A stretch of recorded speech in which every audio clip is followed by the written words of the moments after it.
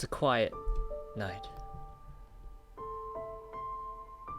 And overlooking the world is a myriad of stars shining brilliantly, despite their smallness.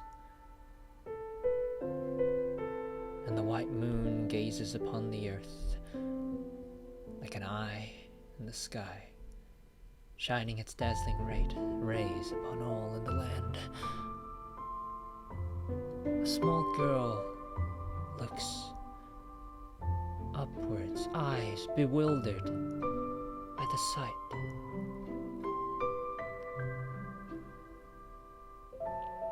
And she tilts her head and points her hand to the moon. A foreign object beyond her grasp. Look, Grandpa! It's a massive star! She exclaims, not knowing what her words really hold. A figure beside her lets out a little scoff, leans forwards, and puts a hand on her shoulder. Amber, that's not a star. It's actually... You're falling. Why? From last time. Why? You're falling down the cliff as you... The ground is again rushing up to meet you. You've just been knocked off of it by a girl who just crashed in you, with what looked like to be a pair of wings. You have little time to register the thought as the ground rushes up to meet you. Is there anything that you want to do or say at the time that you're falling, Dawn? Well, I'm gonna die again to some random girl in a wingsuit. Hold on! You hear a sound from above you. I look up, because I guess I'm spinning in the air. This is not meant for two people! She's going to... Wait! She's gonna tuck her wings in and do it like a massive bird dive, spinning slightly as she increases in velocity. She's almost at your feet now and soars kind of just past your body. She... Okay, grab onto me somewhere! Yep, I'm dying again. She also takes your torso in like this tight hug, and then in a sudden her wings expand, catching the air as you feel your body lift, judder in sudden motion, or a lack of motion, as the air kind of abruptly bursts around you as the wind tussles her wings, which, as you take a closer look at them, appear to be made of some sort of fabric. The wind gust lifts you slightly higher as you tilt just enough to avoid the first foliage of trees. You can feel a slight branch whip across your back as you soar. But the combined weight of two little girls is apparently a little too much for a small wing glider to handle. As Amber does her best, well, this girl does her best to swirls for some to dodge trees and make an appropriate landing. Unfortunately, the landing is slightly less than appropriate, though, as both of you kind of slide and collapse on the ground. Dust and mud blowing in your wake.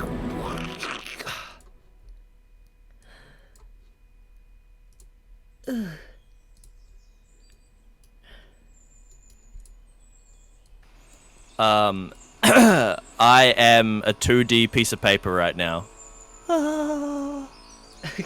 As I slowly flutter in the wind. Oh man. Oh, let me give you control of yourself. There you go. Now you can move yourself.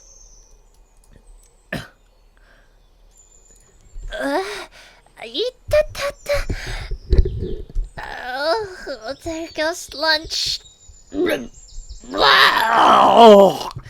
You're greeted by the sight of a lovely yellow greenish liquid emerging from this young girl's lips, as well the stench of probably something to do with meat, as she kind of regurgitates just a few centimeters away from your face. Oh man, I become 3D again. Pop. I roll once and start crawling away, trying to catch the ghost leaving my mouth. Please. Please. Not like this.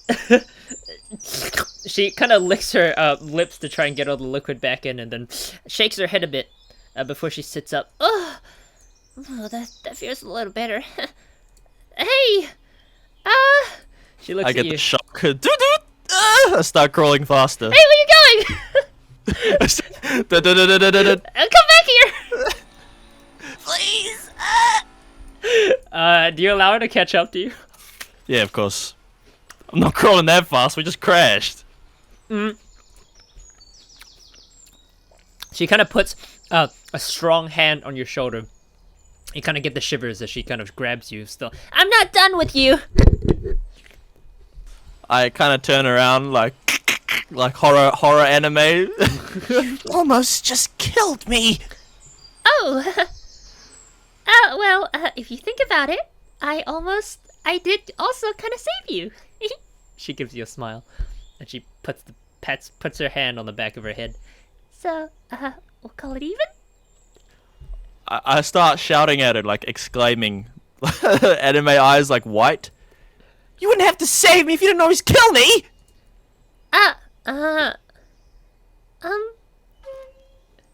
She kind of looks around. It was the wind. It got in my eyes and I couldn't see anything. And all of it. Why were you standing on the top of a cliff anyway? That's just looking to die.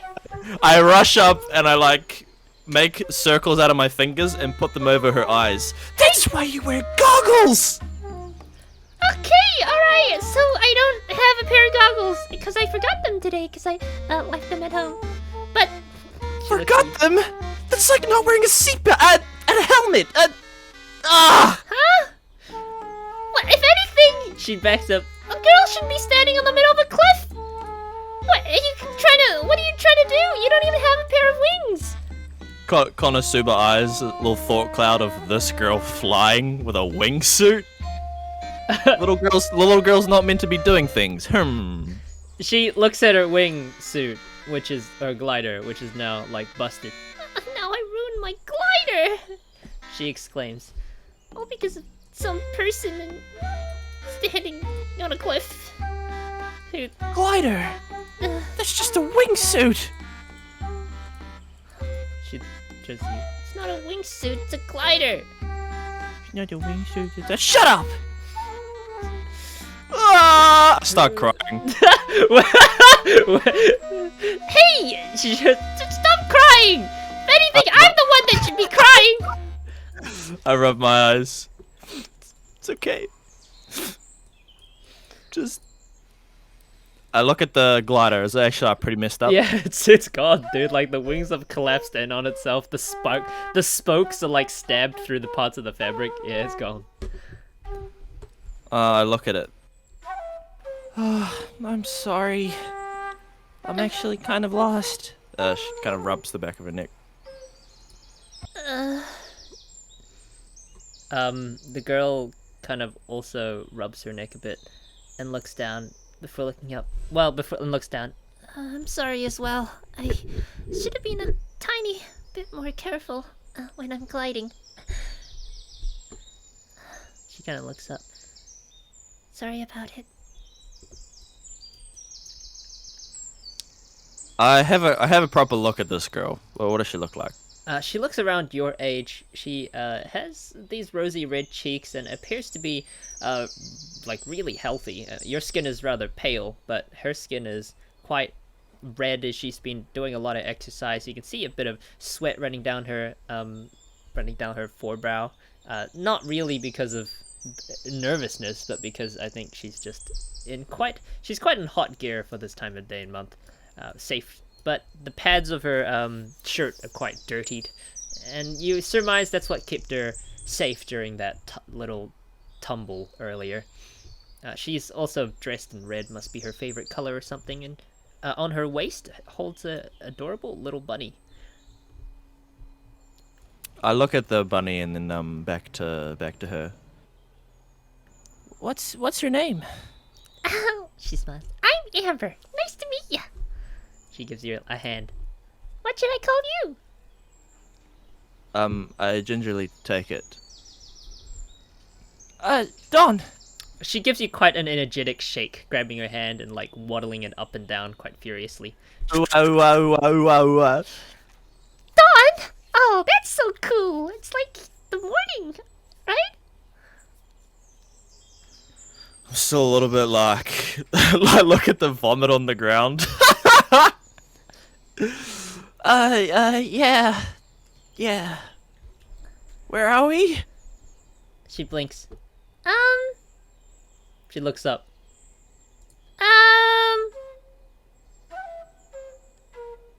Mondstadt? You have to know where we are. Mondstadt.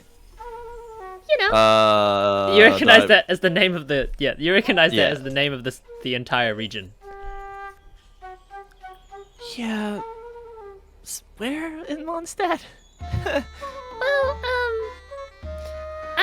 I left for the Whispering Woods, but then I got distracted because there were a couple boar. And then I saw a crystal fly, would you believe it? In the day. So I followed it a little bit. And then, there was a chest on the ground. And then there was a couple of footsteps, so I followed that. And then, I wanted to go sightseeing because there was this really cool tree on top of a cliff. And then I found you. And then we kind of fell down, and I'm pretty sure we're still in Mondstadt. She beams this kind of innocent and like cute smile. Yep. I just lie down accepting death. There's a little like Kyoko thought cloud. I can't do this. I'm not actually 5, but this girl is. She looks down at you. Are you okay? Do you need food? She sits up. Are we back in the ravine again? Yeah. You recognize this place as the place where you like went up. I kind of gaze at the where the magic circle was. Mm-hmm. Is there anything there? No, it's completely gone. I point. I came up on the cliff from there. She looks down at the ground. Like you jumped? She kind of shakes her head vigorously. No, there was some sort of magic circle. Magic. She smiles. Oh, that's cool. She's not taking me seriously, is she? She blinks a couple times. Make an insight. Why are my intellect stats lowered, by the way? Everything's -5. Oh, okay. If you argue for your intellect stack to be slightly higher, then sure. Yeah, your intelligence should be normal.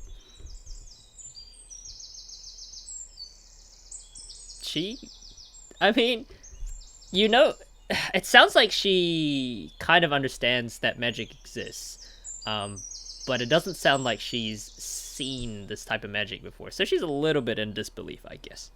I know the names of all the magics, right? It'd be safe for me to say Nemo? Yeah. Yeah, kind of like looking at her. I think it was like a Nemo? Oh! She smells. Oh, animal magic. Like a wind current? It kind of blew you upwards? Yeah. I didn't jump! Oh, How do you think I can jump? She kind of glitters. I don't know, people are weird. I've seen people jump really high. Like my grandpa, he can jump really high. People are weird, alright.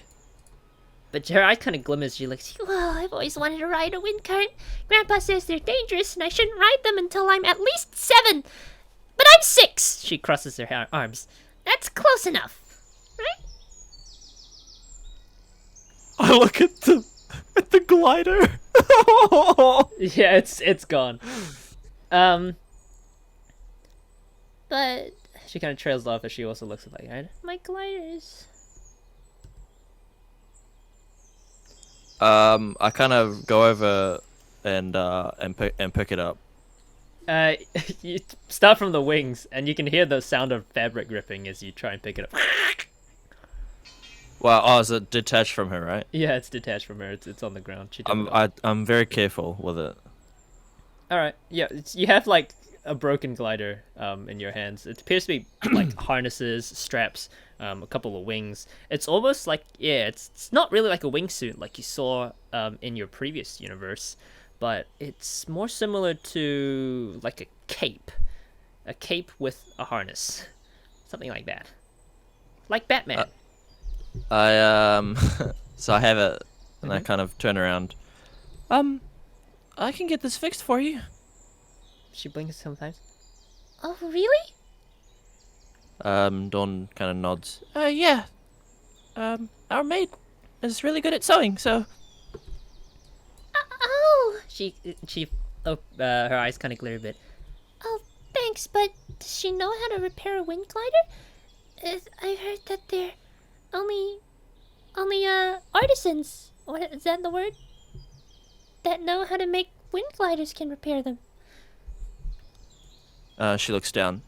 Sorry, I'm not sure. Won't hurt to try though. She ember beams. Yeah. Okay. Then let's get going back. Wom. I look at the. Oh, I just start heading over towards where like I flew up. Maybe it'll appear again. Amber doesn't follow you. She actually has a serious expression as she lowers her posture slightly to the ground, and you can see her fingers delicately traced to the grass like she's searching for something. And then her head slowly turns as she investigates the walls of cliff around her and the plants, the moss that's growing. You can see her almost take in every single detail as she scouts for something. I kind of pause in my tracks. It takes a while, but she eventually turns back for you. Her eyes glimmer somewhat, shining, reflecting the rays of the midday sun. I think I know where we are.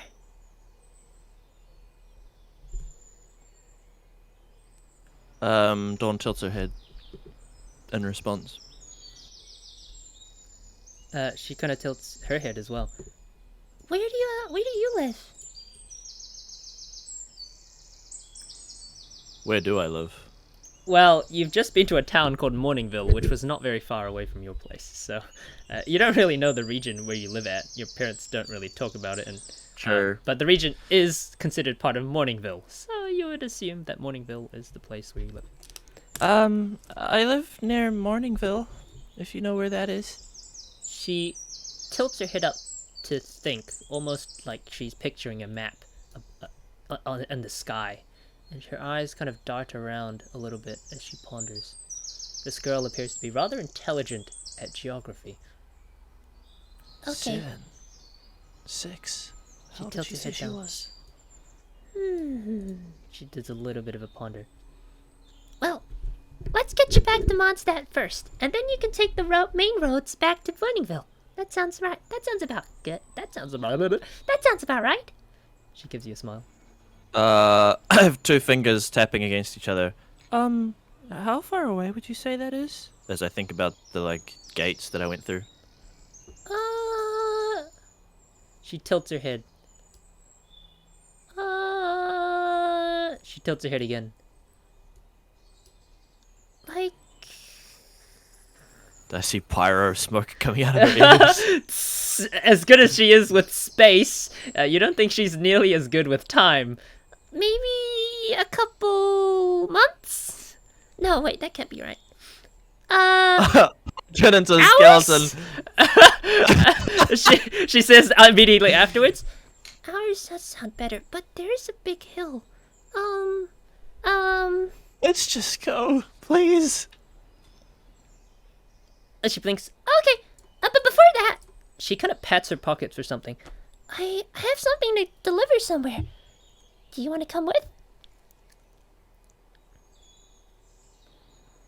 There's 3 dots above her head. It's gonna be really cool. I'll show you something. I bet you've never seen it before.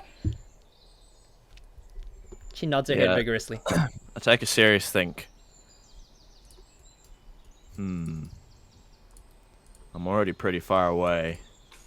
It's on the way. She notices your expression. Sure. I don't want to be alone, so. Great. She grabs your head. You're not gonna regret this. What? And then she pulls you up in like a jog. Let's go. Yeah, I'm being dragged along.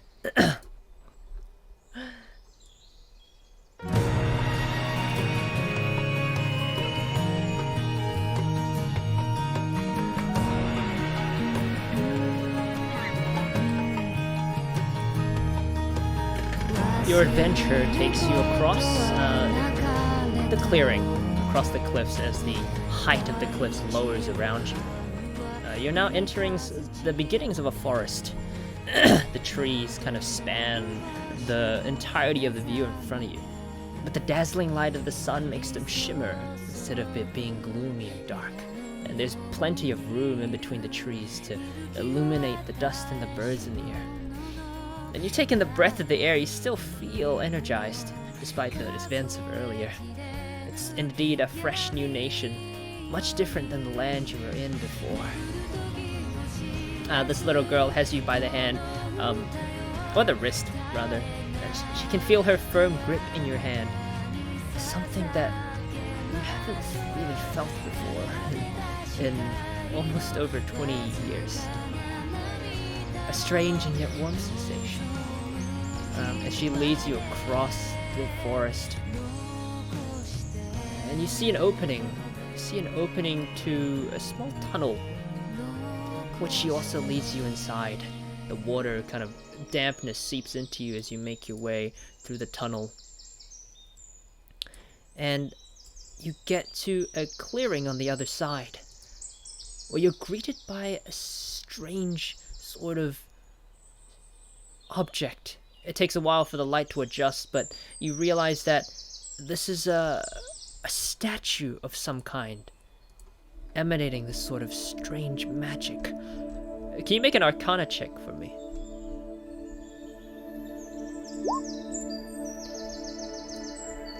Poof! That's another nat 20. It's Let's go. magic is almost like the same kind that called you from earlier. Not for the portal, but the animo magic that created the wind tunnel. It's almost friendly. You feel a warmth in its presence. It's such a strange sensation. It's almost like the warmth of a friend.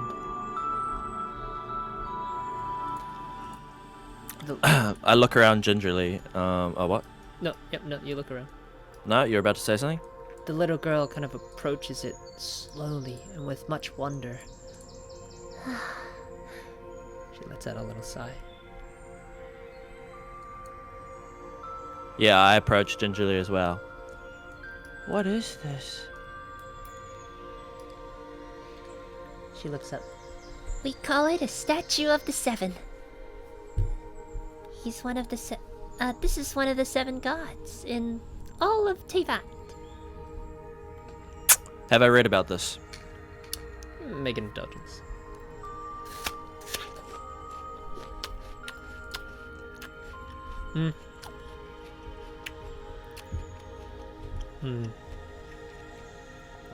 You've heard basics. You know of the pantheon of 7 gods, how each god governs a nation. And there's a few points about how powerful the gods are, but you don't really know much about the history, how they came to be, or any of that sort. You believe this god is called the god of air, the god of wind. His name is Barbaraba, something. Yeah, I walk up a little closer and touch the base of the statue. gives the tiniest pulse of magic. Or maybe that's just your imagination. Her eyes widen. Hey! Hey! Amber says, Don't touch it so lightly. It's a god. We have to respect it. she nods a little bit. Oh. My hand jerks back. Oh, I'm sorry. And then I turn, okay. oh, sorry, to the statue. The statue looks at the orb in its hand coldly. Japanese bow. Amber kind of walks up to the statue and she takes something out of its pocket. It's wrapped in a delicate-looking napkin, embroidered with a logo of a shield and a couple swords. As she slowly unfolds it, it turns out it's a dandelion. You've seen these before because they exist in your old world. And she kind of offers it to the statue, lifting it in front of its torso. Amazingly enough, this dandelion is not destroyed even amongst the kerfuffle of earlier. Resilient little things. Awesome. She lifts the flower and looks down a bit, almost holding her hands in like a prayer sort of formation. Thank you, Lord Barbados, for helping me save Dawn and not letting us die, and for lots of adventure, and yeah. She kind of smiles at it. I think that's all. Oh, and for Grandpa, he's cool. And then she blows on the dandelion. You can see the seeds kind of scatter to the wind before eventually disappearing from your vision. Yeah, I just look in awe.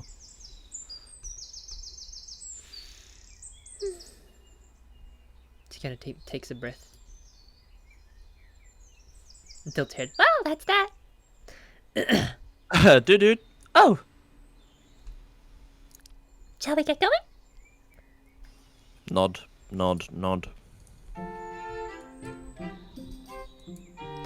You guys continue to adventure through the forest. It's quite an expansive place. Amber seems to have the confidence to know where she's going. But it's like the smallest sign of a disturbance, her head kind of perks in that direction, and you swear you almost see the headband kind of also move alongside with her, kind of like animal ears. It must be your imagination though, as she kind of tilts her head Whoa! and kind of puts her left hand over her eyes, covering it like some sort of binocular. Whoa! As she kind of veers off the path that she was originally taking you, at least you assume, she takes a look at some stuff. She finds a couple mushrooms here and there, which she inspects. And she goes to the other side and she looks at a fern. This must be the panola fern. People say you can eat it. She snaps one of the ferns. That's disgusting. I look at her in bewilderment, and I think to myself, man, this girl's just like a Labrador dog. You see a couple of these glowing-looking, almost dragonfly-like things kind of float out from the bush. Whoa! Crystal flies.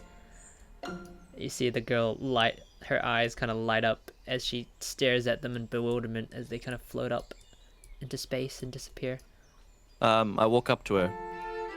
You sure know a lot about, plants and stuff. Huh? She blinks. Oh, yeah. I'm starting to be like Grandpa, an outrider. She clicks her fingers. Have I read about what Outriders are? No, they're a relatively new faction within Mondstadt, so you wouldn't really know. Yeah, I give an expression of, I'm very inquisitive. What's that? You can control your character. It's like the Knights of Favonius, but instead of guarding the city, we go out and do explorations, expeditions. Expedition? That's the one. And we She trails off. we hunt and stuff. We take good care of the people. She smiles. Yeah. She holds a finger to the air. Like a park ranger. She tilts her head. Huh? What's that? A park ranger? Dawn droops with her arms hanging. Oh, right. Like a scout? Oh, a scout! She says, Well, actually, I don't think we have a scout yet, but Grandpa says we'll be getting one soon.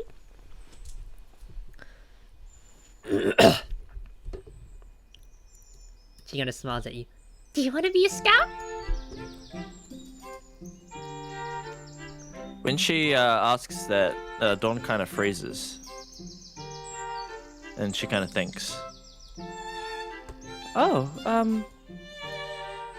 I don't know. She kind of looks forward. I hear it's really exciting. Her Lean eyes kind of back. glimmer. You're very passionate. Yes! Outriders are the coolest thing ever! Oh, you should see them fight. I haven't seen them fight, but you should see them train to fight. They're like, ha ha! And she starts doing punches in the air. And Grandpa's all like, pew pew pew! As she does mimicking like bow posture. It's very bad. It's definitely 5-year-old bow posture right there. You wouldn't hold a bow like that. Yeah, I actually kind of laugh out. You're funny. Huh? She tilts her head. No, I'm Amber. Dong! A massive sort of arrow hits me in the head. And she smiles. Sorry, Grandpa always does that. I scratch the back of my head. Where are we now? We're definitely in the Whispering Woods. She kind of looks up and around her. And you do hear the whispering, actually, of the wind hitting the leaves on the trees, almost like a sound.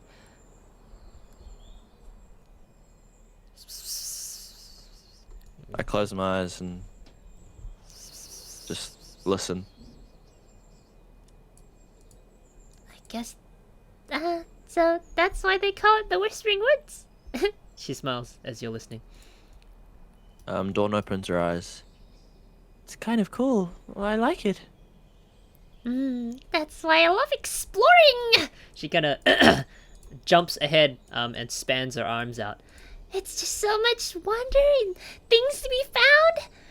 And treasure. She kind of looks at you and her eyes glints. Don't forget about the treasure. Treasure? Yes. She kind of gets really close and holds your hands. Treasure! Yeah, lean back. Grandpa says that there were people that lived in this land hundreds of years before us. And we don't really know where they're gone now. But they left treasures for us to find. She leans forward. And, oh man, guess what? I've only found like 4 chests in my life, but in one of them, I got a super cool necklace. And she kind of lowers her neck a little bit, and you see this kind of strange, almost ancient necklace that's probably been restored to full glory as it kind of shimmers along her neck. It's not a very prominent necklace, it's not very huge, but the small and subtlety of it is a charm in and of itself. I kind of stand up straight, pushing her back very lightly. Or I'm just holding her firmly. Really? Where do you find them normally? Oh, everywhere, you know. They're mostly buried in the ground, though. She kind of does a stomp. The dirt is loose. That's how you can tell there's something buried there. Even if it's been a few hundred years, That doesn't make any sense. I think. the evidence is still there. She looks at the ground. I look at the ground. Oh, there's nothing here. She smiles at you. Trust me. Her bows kind of move along with the wind. Boop, boop. I know. I know these things. I'm kind of interested, actually. How about we try to find one right now? She thinks, well, it's quite difficult for a beginner if you don't know what you're looking for. She kind of puts her hands on her hips. Connoisseur eyes. You know? This girl's first time- 6, by the way. The first time I tried to find one, I had a very tough time. She kind of says, I don't know. she looks at you. I don't know. She raises her eyebrow. Well, luckily I have you. She brushes her nose. Lucky you do have me. Alrighty. Let's find a chest. I want both of you to make investigation checks. I'll roll for Amber.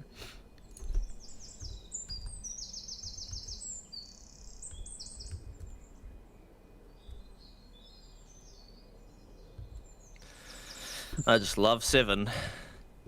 Why does she have +4 to int, man? What the heck? It's investigation. She's proficient.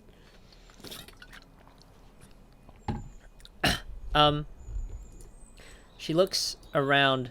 As you study the ground, she also studies the ground. She actually goes on all fours and kind of starts... And you can see the tip of her nose bend backwards as if she's sniffing like a pig. I stop investigating, looking at this girl in amazement. It's like she was raised in the jungle. And she disappears into a bush. I run after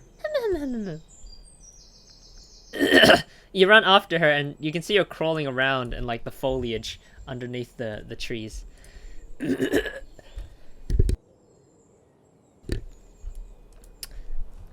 She's getting her hand and her knees pretty dirty in the mud.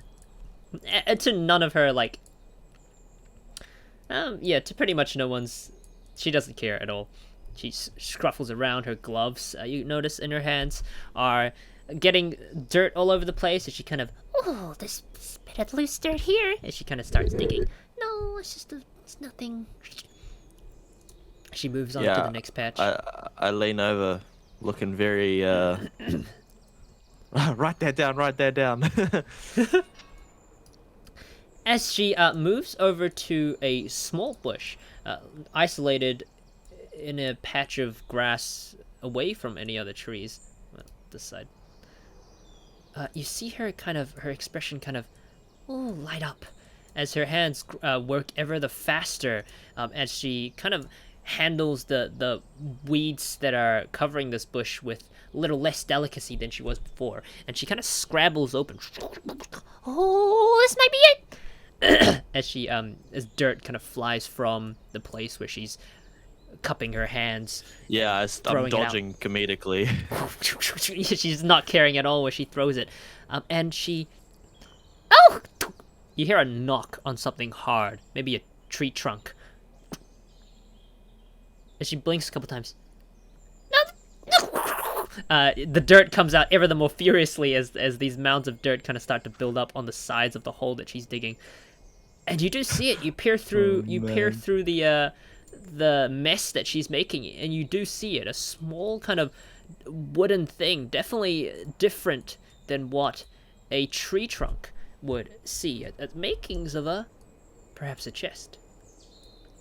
Yeah, my eyes widen. Help me get it out! There's one right here! There's just hidden treasure here? It's like we're in a manga. What? Anyway, help me get it out! Scramble over. I gotta stop doing that. If you help her to get it out, please make an athletics check, and so will she.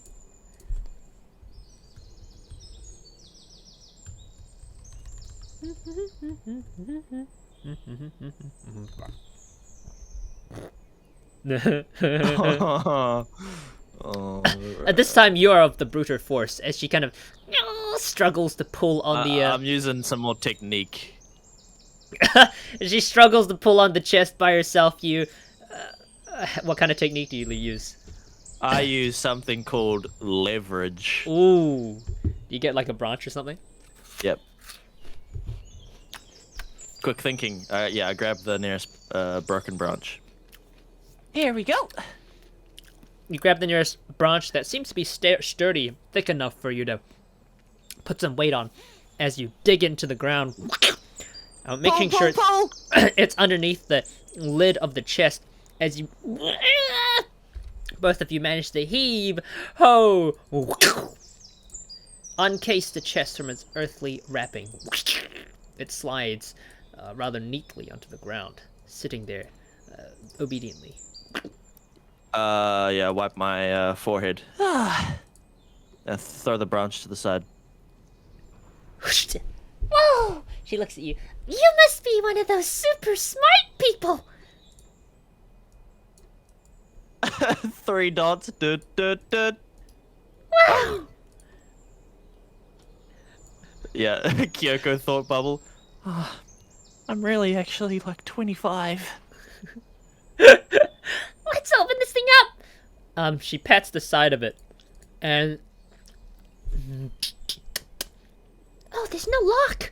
Oh, yes. That's perfect. I grab onto her. Wait! she blinks. Oh, of course. You did the heavy lifting. You open it. What? Oh, no. She pushes you. You open it. You open it. Yeah, I stumble forward. What? No. I was trying to stop you from opening it. Yeah, cause Isn't yeah, I'm not gonna open it. You're gonna open it. I turn around. Listen! Huh? She blinks. Okay. Her ears perk up. What am I listening to? Didn't you say it was... I facepalm. Didn't you say this was like civilization from like 100 years ago or something? Yeah, Grandpa says there are people that lived way before us, and now they left chests for us to find. What if they don't want us finding it and they're trapped? She tilts her head. Huh? Why would they do that? That just look at seems it. mean. Another thought cloud. Society is mean. They're people, not hilichurls, she says. Come on, just open it up. Really, Charles? I've read about them for sure. Yep. Go ahead, make an intelligence to see how much you know. Man, what's he int rolls, perma? 6. Yeah, you've definitely read about them. You've heard about them. They appear to be some kind of like, you know, like the threats they tell kids. Yeah, if you don't eat your vegetables, a hilichurl will come and gobble you up. You've heard your father talking. Now, Dawn, if you don't eat your vegetables, a few million hilichurls will come and swallow every bit of your body. To which you may not have started crying. And, not a few million, sorry, only a few hundred. It's okay, dear. As he tries to calm you down. Alright. I shake that thought away. You're probably right. I step back. But you can open it, just to be sure. No, you open it. She nods her head excitedly at you. Come on, do the honors. Don't you want to? I've already opened 4. This'll be your, first one? It is quite tempting for my childlike brain still developing, even though I have my memories. She puts. But if I open it, I get what's inside. If you open it, you get what's inside. My Alright. turn. Well, can't we share it? Huh? I mean, if it's shareable. But, like, She looks at the necklace. I mean, you can't really share this, so. I turn to the chest. Oh, no. Well, here's helping. Now I want to open it. She could kind of. I step out of the way. Oh, you could be my guest. No. Self-control. Grandpa says always be nice to people and share. I already have 4. You go open it. Oh man, open it. Roll a d100.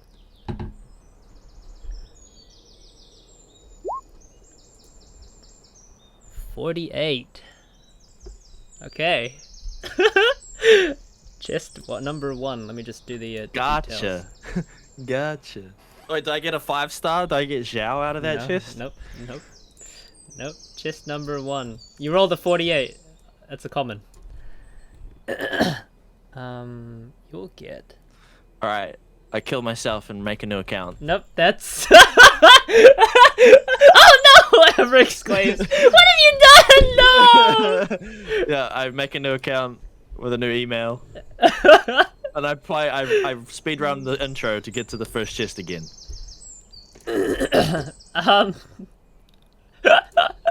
Unfortunately, you don't make a new account. You get permabanned. Oh, well, IP address. Here you go. You're...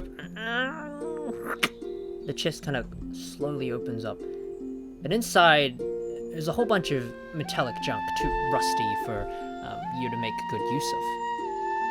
But in the middle of the pile, you do see a small shining object, still remaining visible after all these years, still remaining quite undamaged. You take a look at it, an ornate and well-crafted weapon. It's sharp. You almost cut yourself, but you are a little bit careful. You look at the handle. It's made with definitely care and love, and you look at the blade as it has a small embroidering mark along the top edge, the thick end of the blade. And it's a small dagger of some kind.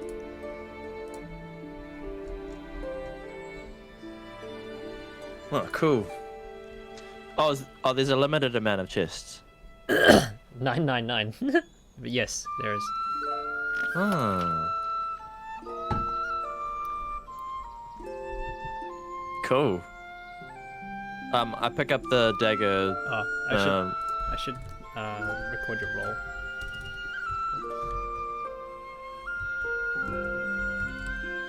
Yep. Yep, go ahead. Yeah, so I pick up the dagger kind of gingerly and turn around and show it to Amber. Her eyes glitter. That's so cool.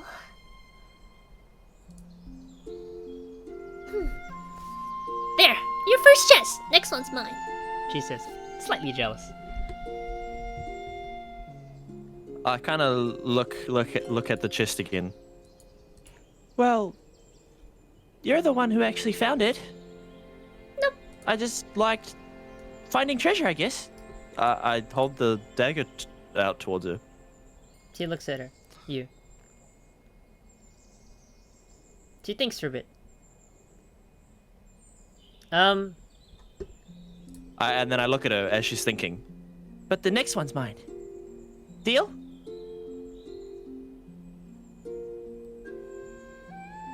She pokes her chat. No, yeah, you opened it. You have it. I kind of tilt my head. She kind of If you insist. lowers her. Yeah, I can't really use knives that well anyway. I mean,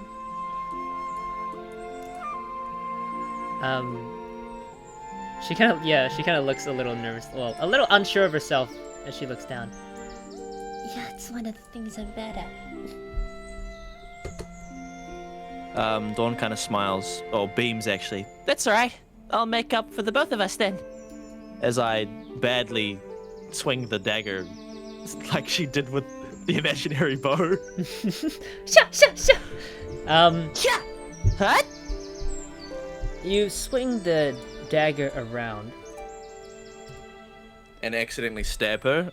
Whoops. Yeah, and then she just kind of dies. Oh no, I should have taken it. And then you receive your first kill award, First Blood. Thank you for your achievement. And Do I get X what's my XP? yeah, you just level up to 3. You've just killed the Genshin hero. Like, come on.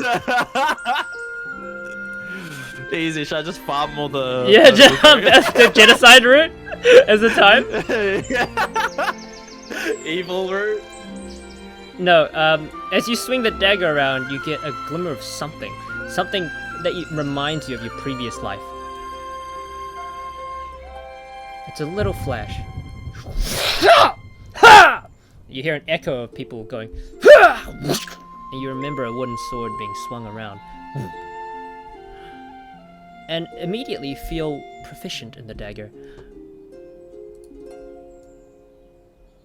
I blink a few times, pausing, kind of looking at the dagger as the sunlight filters through the trees.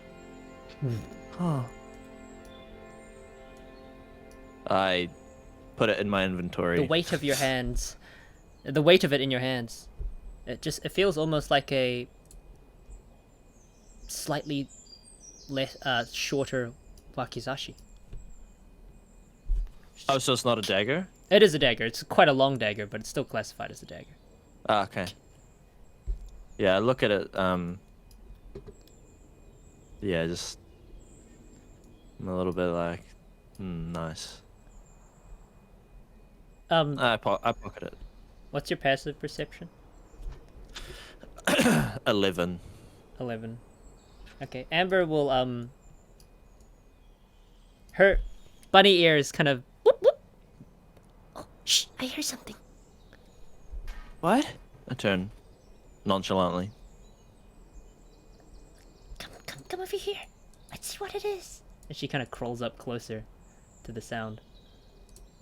And at this point, you can hear it too. It appears to be a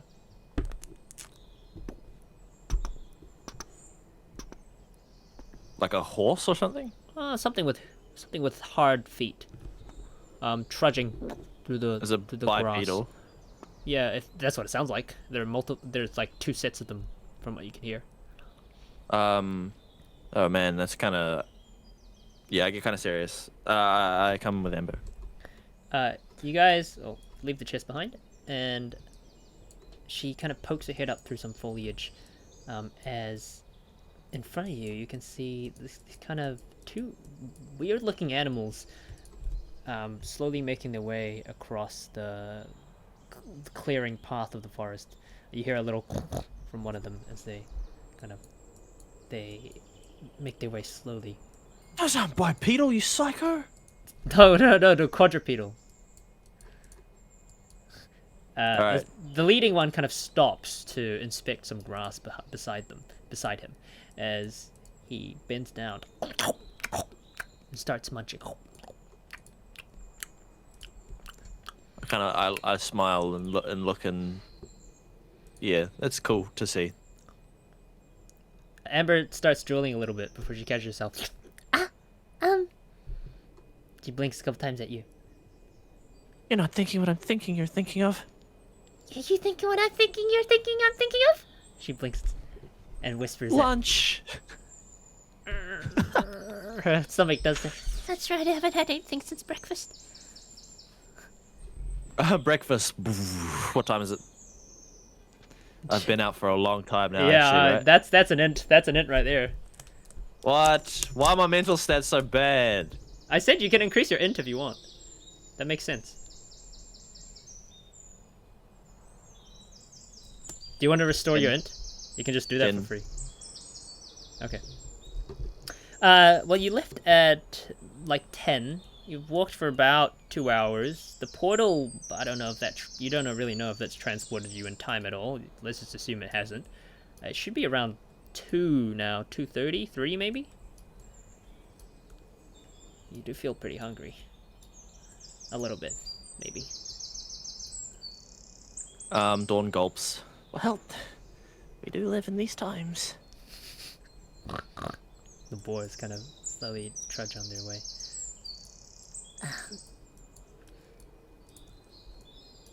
Ember blinks a couple times. Okay. I mean, you got that new knife, right? I look at her in shock. What? Oh, I can't hunt. Come on, it's easy. I'll show you how it's done. She takes something out of her pocket. No, not the knife. But now that you have the knife, we can cut the ribs and gut them. She kind of blinks a couple times at you. I trust this wild girl raised by monkeys. She blinks a couple. You don't know how to fillet a boar, right? Uh, Chops. Yeah. Of course. What girl our age doesn't know how to do that? All right, great. I'll get its attention, and you kill it. She starts. She pulls something out of her pocket, or out of her little bag pouch, and it appears to be a sling of some kind. And there's a few rocks in there. She takes a nice, jagged-edged one. It's relatively large, and she tests her sling a couple bits. Okay. Now there might be 2 that come at us, but we just want one of them. Are you ready? I'm pale as. Okay. She swings her sling as the boars stop eating and turn their heads slightly towards the sound. Yeah!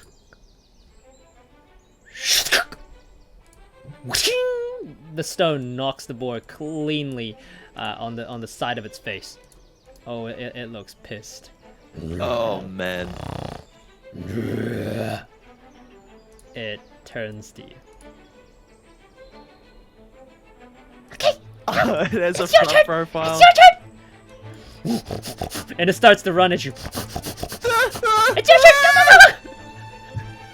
Go, go, go. Oh. Ah! What do you do? Was it legit running at me? Yeah, it's legit running at you. Oh, I don't know what to do in this situation.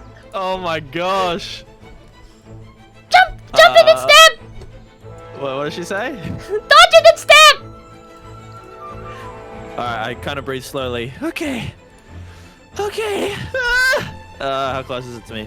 It's getting really close. The other one seems to be chomping like relatively, like it doesn't even care. Alright, as it gets close to me, I feint, dodge roll into the other side. Okay. You dodge roll. Okay, yeah, no. Let's not make you roll for that because it's such a low level encounter. The boar. Actually, no. The boar will make an attack roll. 17 dex. Gosh. Oh, it crits me. The boar.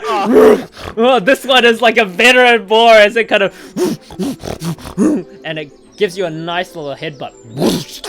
Fortunately, you're too small to be affected by its horns. As you feel it, the horns kind of whisk along your sides, barely missing you as the bear headbutts you. You're taken out of breath a little bit as you take 2 blunt damage. Oh, I'm dead. You're not. I don't have any HP actually. You have 10. Oh, do I? Yeah, you do. Maybe I will hop off NPC. I can't see my HP. Oh, no, I don't have any HP apparently. What do you mean? You have 10 HP. Just that's your. Oh wait, bro. My bad. Yeah, My bad. I put it in now. Sorry, 10, 7 minus. You have 7. You have 7. Because your con's minus 1. You have 7.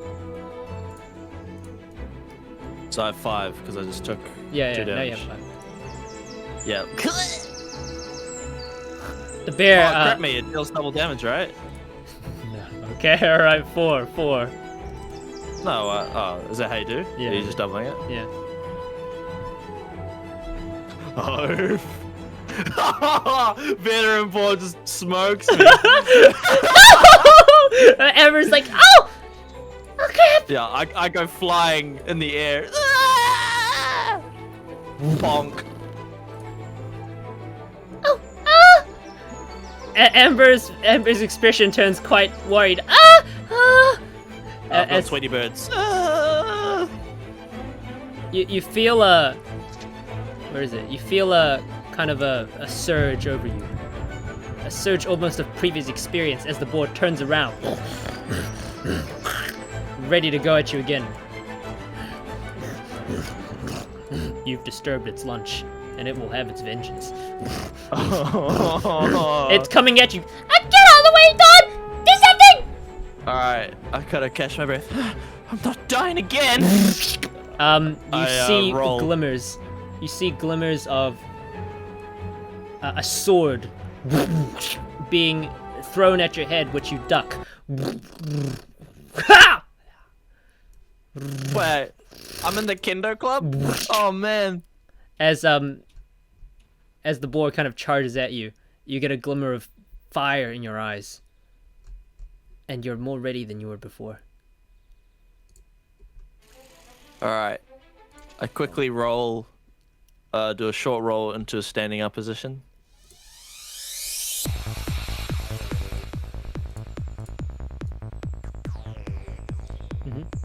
I take a deep breath.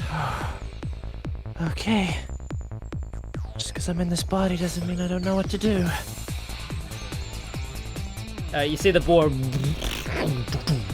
running at you almost in slow motion now as you have to focus. The adrenaline starts pumping, and you have to survive. Alright, I have the dagger. This time I'm not gonna do any tricky rolls. I'm just gonna dodge enough to the side and kind of go for the neck Go ahead. when it goes to charge at me.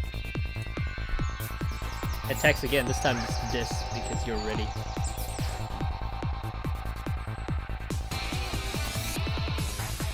Yeah, okay. Yeah, 6. Alright, I dodge to the left as its air brushes past me.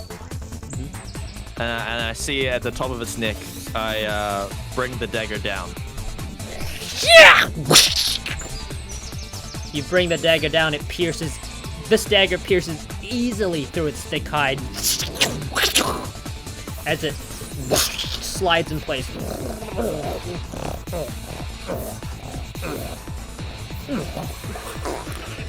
As it slides a little bit along the ground before coming to a short rest. Rub my forehead from the sweat. The other boar takes a quick glance at you, realizing you've just threatened its friend, and realizes it can't eat its dinner anymore. Eats its lunch anymore. And you realize it's smaller than the other boar, quite a bit smaller actually, as it runs away.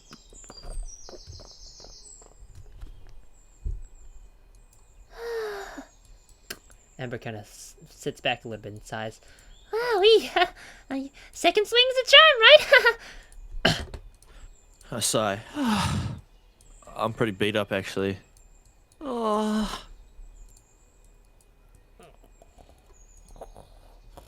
The boars. Oh, it's still alive? Oh, I'll put it out of its misery. Kill it. Yeah, I would say. Kill it! Yeah, I put it out of its misery. Can you make a wisdom saving throw?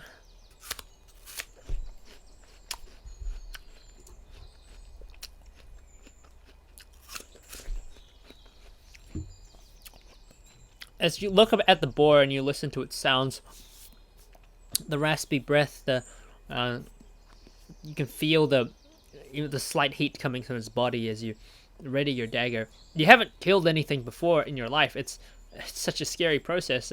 Your hands quiver at the thought of killing the boar. But you hesitate. You can't bring your hand down. Yeah, I just shake a little bit. And then Amber comes behind you. Oh, you really haven't killed any animals before, huh? I gulp, shaking my head. I remember my first time. She kind of smiles. It's kind of weird, but I think you'll get used to it. Just close your eyes, and I like to imagine you're hammering the dough or something. Yeah, She smiles. it's just like making bread. Alright, I close my eyes tight. And I think about...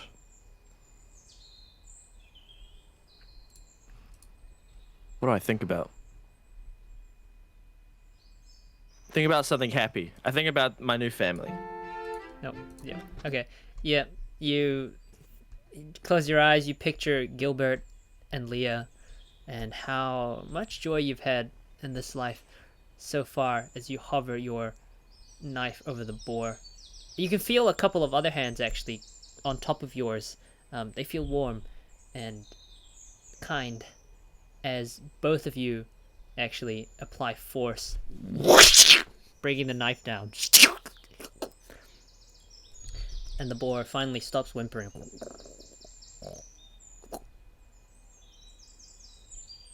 and tilts on the ground still. Yeah, she opens her eyes. And backs away slowly. Amber kind of wipes her brow. Well, Gives you a thumbs up. First kill. Gives you a little smile. Yeah. She gestures for you to hand over the knife. I'll do the rest. Yeah, I hand the knife over.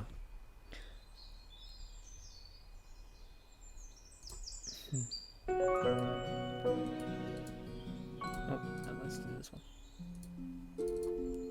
She takes her knife and she almost expertly cuts the boar. You're so amazed at the work of the quality of her hands.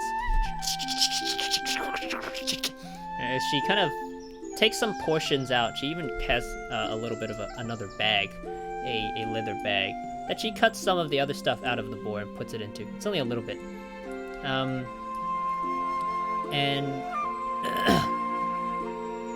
after she's mostly done with the boar, she goes around foraging, gets a few branches, breaks them, takes out what appears to be some kind of flint and steel, and lights a fire, putting the halves of the boar onto a little stick and roasting it. And the rest of the boar she quickly disposes of by burying it underground, clapping your hands together in some sort of a prayer before finally uncovering the entire of its body in dirt. You take a moment to wonder if everyone in this world can do this. Something that you learn as a child. Man, society is so different than the place where you once lived, huh? As her sweat now kind of really dripping from her brow as she cooks the meat. And as she finishes cooking and you guys have a little break, she gives you a stick that has a portion of really delicious, fatty-looking pork. And she gives you a little smile. Like she wants you to try it. I take it. Thanks a lot, Amber. She smiles. No worries. But for sure bites, she actually says, You know, no one really wants to accompany me to these sort of expeditions. And people think I'm a little, gross. she gives a little slight smile. But thanks, I guess. So not everyone is like this. I kind of look at her. I think you're cool. She smiles. Oh. You hear that, Baron Bunny? She takes Baron Bunny out. I think we got ourselves a friend. I mean... She puts Baron Bunny back. Oh. She just smiles at you. I look quite taken aback. Almost like a epic shot, wind blowing the hair. Friend. The word. I'd like that. There's a bit of gust of wind that blows through the forest. Yeah, a light breeze that tickles your hair. Aww.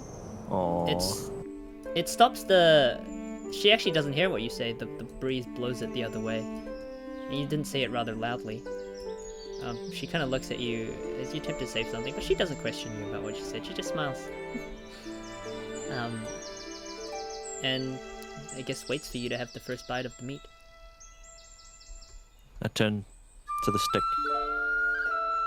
And I take a munch. It's absolutely disgusting. You crunch into almost ash. And the stick kind of itself kind of disintegrates in your mouth. Well, I've got watery eyes. It's good.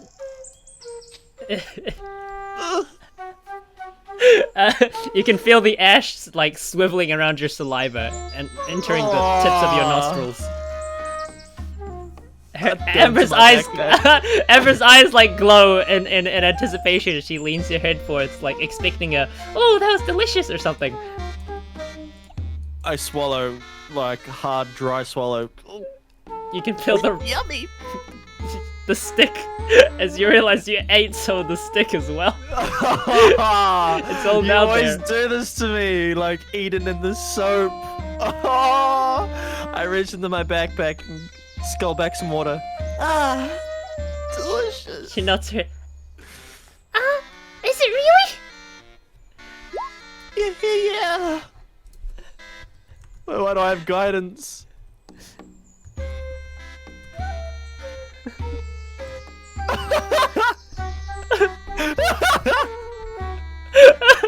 She looks at you. A little That's alright. My cooking is, She smiles. needs a little bit of work. I'm sure the next bite will be better. She nods her head and looks expectingly at you to take the next bite. I kind of switch it up and look determined, fist in the air. I shall watch your career with great interest, and then take another bite. It's completely raw. It's cold. The meat is cold down by now. You actually feel some of the blood leaking into your. Oh, I spit it out. You're gonna kill me. Isn't like an uncooked pork dangerous?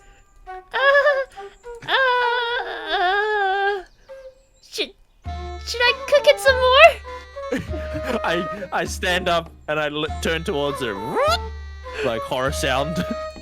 Here, why don't you try it? Okay. She looks at her own skewer and takes a bite. And she spits it out. It's absolutely horrendous. Oh man. She looks at you. Well, She looks at the bit where she buried the boy. I guess, we're not having lunch. I droop. Oh, Both of your stomachs rumble a little bit. oh man.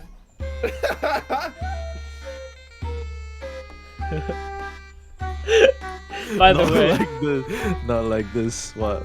Poison condition? Oh no, I'll show you at the end. I'll show you at the end. No, it's something cool. It's a little Easter egg. Show me now. No, I'll show you at the end.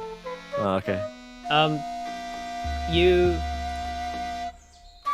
feel a bit rested at least, and the chalk, the little bit of ash that you have in your stomach gives you a tiny bit of energy.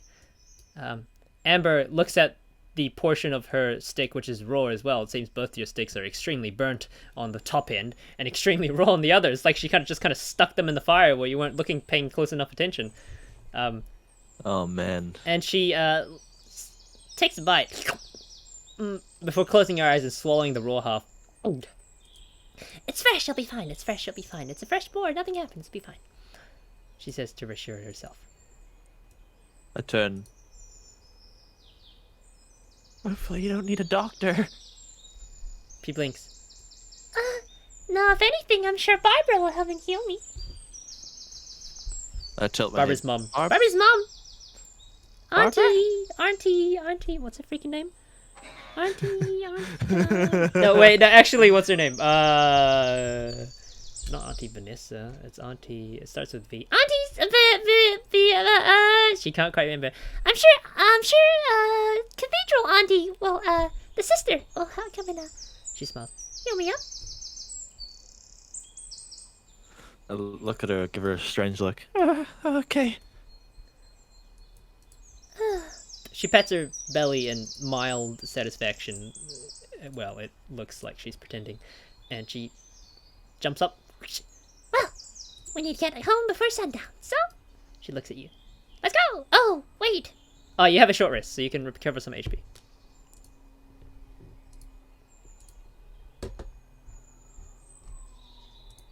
Go here. Cool. Gain 5. Sweet. You're topped up now, right? Yep. Okay. She gives you a little smile, and she gestures for you to follow her deeper into the forest. Off we go.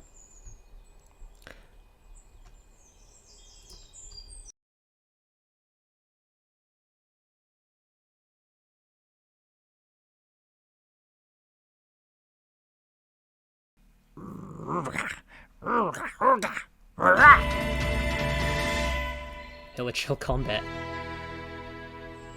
This Hilichurl slowly advances towards you.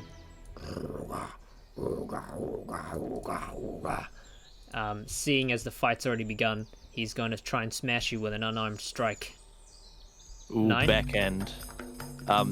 Just misses, actually. How do you dodge? I'm pretty sure he has advantage because I'm fed, though. No. That's not Does okay. it not? You have disadvantage. Oh. Yeah. I kind of just duck. Instinct. And he goes to backhand me, right? Yep, he just comes with a straight up punch, like a straight punch. Alright, I dodge to the left. It almost clips my nose. Your hair kind of billows as your instincts kick in. And you get, for a flash, you see the tip of a sword, a wooden kendo sword, brush past your face. Yep. As you flicker back to that scene in the dojo. The berserker's turn. He swings his bat, his club, as he makes his way closer. Sorry.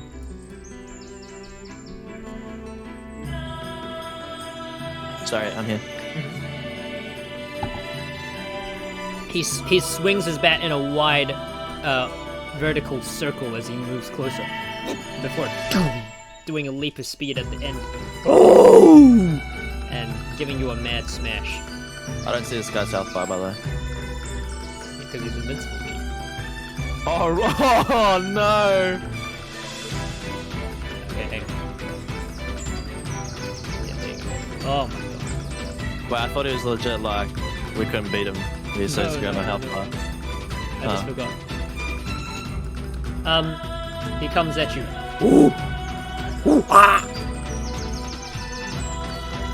Club. Yep. Club, club. 15. Yeah, that smashes my AC. 4.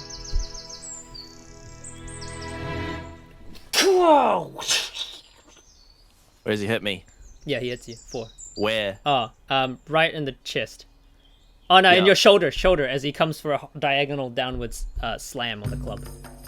Oh, when it connects, like, there's like a view of me, but the surroundings turn black as the, like, close up on the shoulder. Yeah, I'm still a kid, man. You. It doesn't deal as much force as he has. Maybe his muscle doesn't. Maybe his muscles aren't contracting properly. But you take 4. You thought it would deal a lot more, but it appears these creatures aren't as tough as their Altaria would have them suggest. Still, though, you are a kid, and you take the brunt of the damage. Oh! Done! You see some as you kind of you almost go to prone.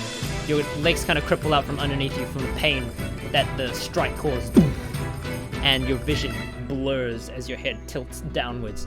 You see some strange fruit roll on the ground. Amber has just rolled them there. Take some of these! Is that a potion? As you see her pouch open, and a couple of these fruit, well, one, she rolls one on the ground. Next, that you can reach. Next to your reach. Alright. I look at it, tentatively. It's the Hilichurl fighter's turn. As it goes for you again. Oh my god. Oh, crit. Bro.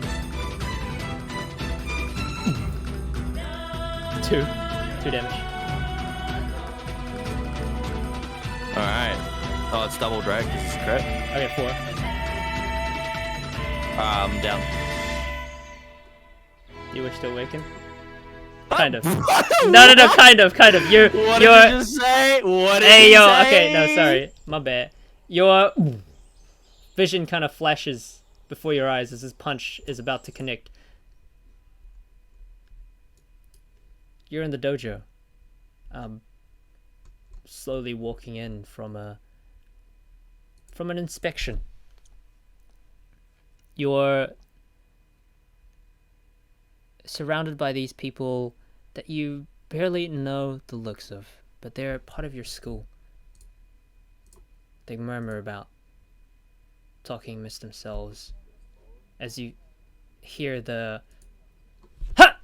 Arigatou gozaimasu!" One of the people who was on the mat, dueling with the woman that you know to be Sara Musashi, the club leader, is injured, but he still salutes, does his martial salute, bows, and Wait, that's a dude? no, the dude that was on the stage Oh, right. does his martial salute, bows, and heads off the stage as the sparring match kind of ends. The people kind of whisper, "She's really strong." I know, right? The club leader. You walk in there, Kyoko. You're doing your club inspections like usual. These are done once per trimester. And the club president looks at you, her eyes following you as you walk in.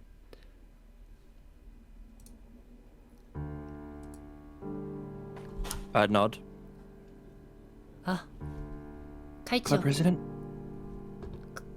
student council president. What brings you to the dojo? What brings you to the dojo? Her expression's kind of neutral. Well, it's that trimester again. Oh, here for club inspection. Kyoko gestures. Yeah, I am.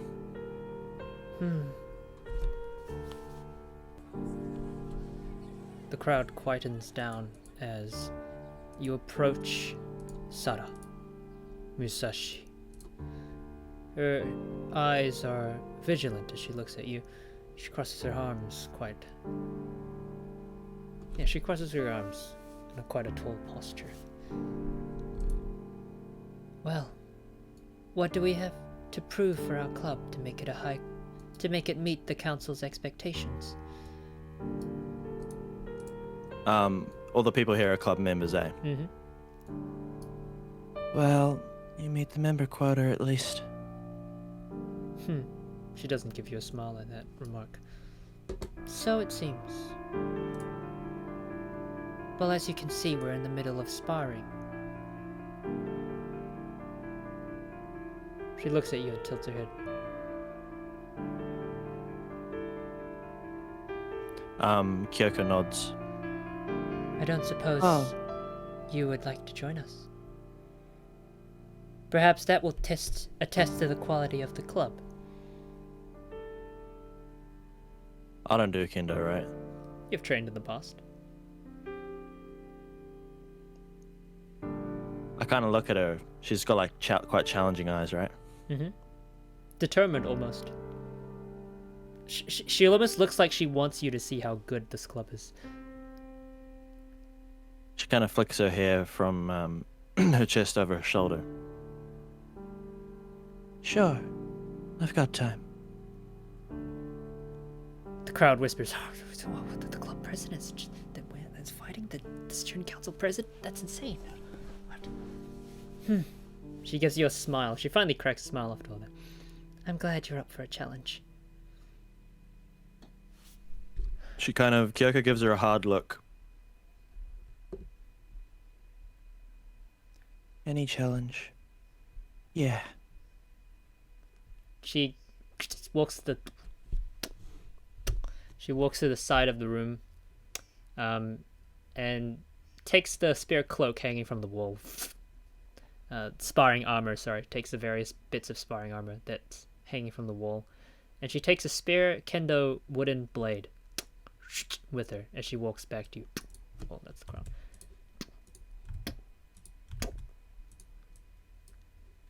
And she gives them to you. Put these on. I don't take them. I take off my bag and my school blazer. And then I take them. Yep. As she assists you actually with putting the stuff on. It only takes a small while due to her expertise. She guides you quickly through equipping the equipment. And then she gives you the sword. Her hand on the blade. You don't want me to go easy on you, do you? She smiles. Of course not. Musashi also gives you a slight smile. Because I wasn't planning on it. Good, I wasn't planning on it. She walks back. Oh my gosh, I need to stop dragging people. She walks back, her back facing you. And her sword extends her sword so it's diagonally lowered next to her right thigh. Some sweat comes off her forearms, landing on the wooden ground of the dojo. It's quiet. The people have shut up. She slowly turns to her left. Her body slowly rotates. You know, I've trained the hardest as I could for the past 17 years of my life. She turns until she faces you square on. So I can succeed my father at his kendo club. She grips both hands on her blade. I'll show you the quality of our club, how good it really is. And then you can't help but promote us and give us more budget. She gives the slightest hint of a smile. Does that sound like a fair trade, club president? Gyoko kind of looks her up and down and grips onto her own kendo sword, which is kind of raised diagonally upwards. Yeah. That does sound good. Say! Someone from the crowd shouts. He seems to be the umpire. It's the dude that was just in the match before. He raises his arm. Junbi! Kiritsu! She bows, as she's expecting you to do the same. Oh, yeah. Both of you bow and slowly raise back up to standing position. The air is quiet. She gets ready into stance. Do you get ready? You can just narrate what you do here, because it's soon going to be an action scene, so you're going to have to respond as I say things. Yep. Just widen the stance just very slightly. Hajime!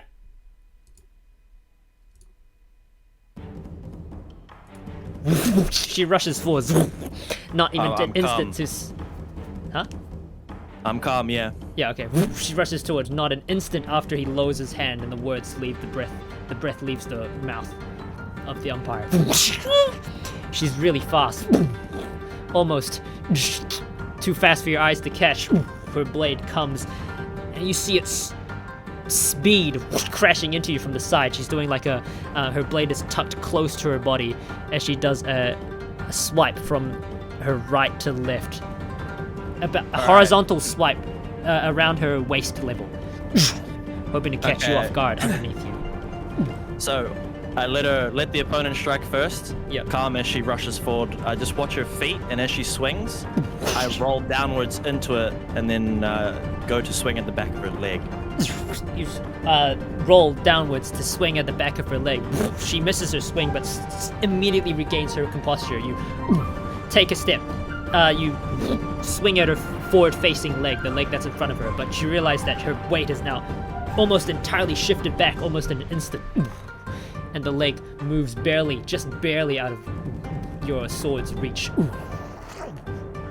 You swear you could have felt that tip swipe the shin guards that she's wearing. But yeah, not quite. She made some distance, right? Yep, she's a little bit back now. Yeah, I stand up very slowly. Seems you've improved. She smiles. From your observations on me last year, I will have you know I put blood, sweat, and tears into my craft every year. She lowers her blade comes She raises it in the air. Ha! And she steps forwards, lightning step, closing the distance in an instant before bringing it vertically down directly in front of her. Okay, yep. This time I'll choose to block instead of dodge. Just an upwards parry. Upwards parry, it's a feint as she twists her body in almost an incontortionable shape, going for that horizontal strike again. Ha! She lets out an exclamation. Alright. It was a feint, so I bring the sword down to my side. Yep. Attempting to block the horizontal. The horizontal is aimed directly as your shoulder, almost like a hook-like fashion, in an incredible strength of the sword. Your hand comes up with the blade ready to parry.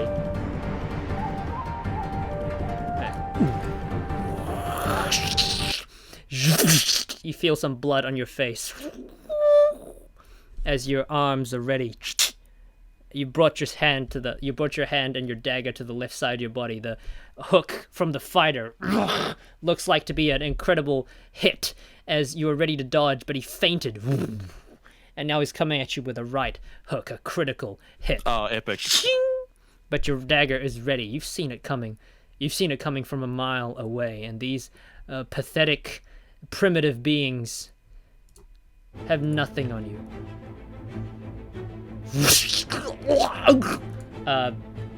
Roll attack against it. You don't take the 4. Instead, roll an attack roll against the 𝓓𝓾𝓮𝓽. No, just roll damage.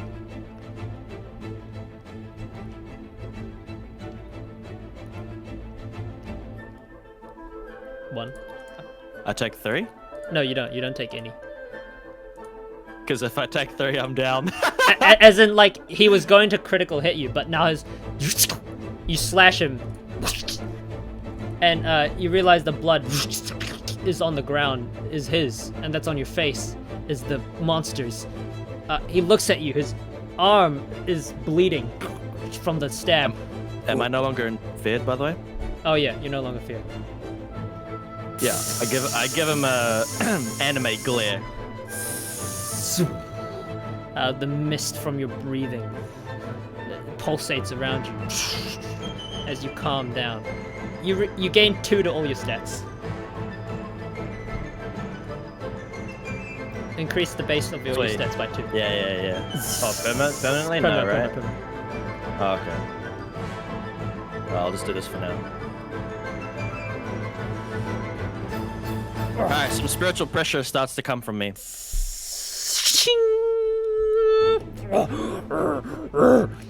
Amber's turn. Alright, before Yeah? turn order, I kind of look at the berserker. I didn't climb to the top for so long to be beaten by the likes of you. It looks at you angry but confused. It's time for Baron Bunny. Amber takes it from her left pocket. All right. Dawn, I want you to cover your ears and turn away. As she gives it the mightiest throw that she can mind. Go, Baron Bunny. And she throws the red rabbit into the air. The 𝓓𝓾𝓮𝓽's attention is encapsulated, enslaved by the trajectory of the rabbit. Their heads follow its every motion as it arcs upwards, and then reaches the peak of its arc, and then falls downwards, their head still looking at it. It lands just in the space behind the berserker. Amber is covering your ears, ready for something to happen. What do you do? Yep, I quickly turn my back and cover my ears. As the Baron gives out a little and a pathetic little. You can see some fireworks stuffed inside that kind of smolder. Bro, is this powder? Oh my gosh.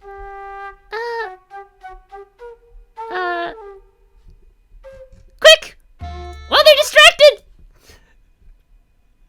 What? Why? Alright, are they actually distracted? Yeah, they actually are. Alright. You'll have advantage and sneak. Oh, am I a rogue? Yeah. Oh, okay. You have your class features. Yeah, that's why you have Anima Slash. Oh. Oh no, you Okay. haven't unlocked magic yet, so it wouldn't be Anima Slash. Yeah, you're Yeah. right. No, you're right.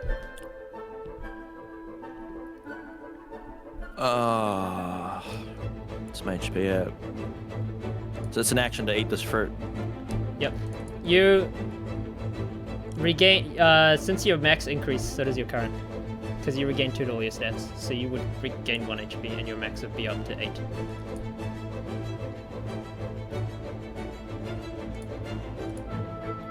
Yep. What's the play here? Let me think. No, I gotta get rid of the action economy. That guy's gotta go. Okay. Alright, as they're distracted, I turn around. Seriously? I go to stab him in the back, where I think the heart is. Okay, yep. Advantage 14 14 to hit. hits, yep. Full damage. Yeah, he's Full gone. piss. How do you want to finish him off? So yeah, just driving thrust into the back where I think his heart is. You thrust your dagger into the back of his body and pull it back. He stumbles this way before his body disappears into the foliage. You hear a grunt and a wet thud. Alright, I use my 17th ability, Death is like the Wit. I don't have any. I literally have no features, plus. Yes! You got one! The fighter is going to make a wisdom save. Oh, he can just do that on his sheet. Hello, sir. Can I have some more? Please, sir. Can I have some more? 16! He is not distracted by the bunny and he looks at you. And he also goes for it. This time he goes for an uppercut. 12.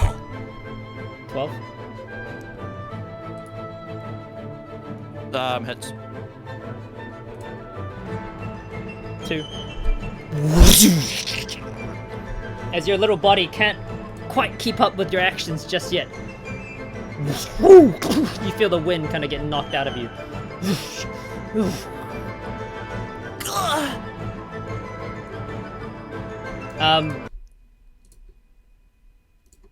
You feel the wind get knocked out of you as the brunt of Musashi's force is impaled directly into your torso, hitting your guard, but she's putting enough force to push you forwards.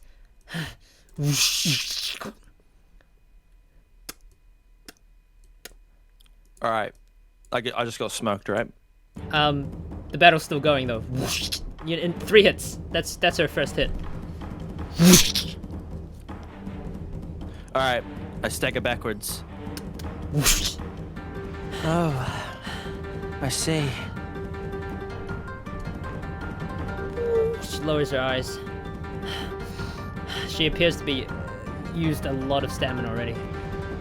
How am I faring? You've gotten 1 hit in as well, but you're feeling quite like you're not that exhausted.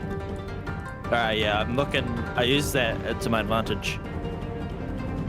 Seems like you still have more to show me. This time she actually goes on the defensive, as she maybe waits for her stamina to regenerate.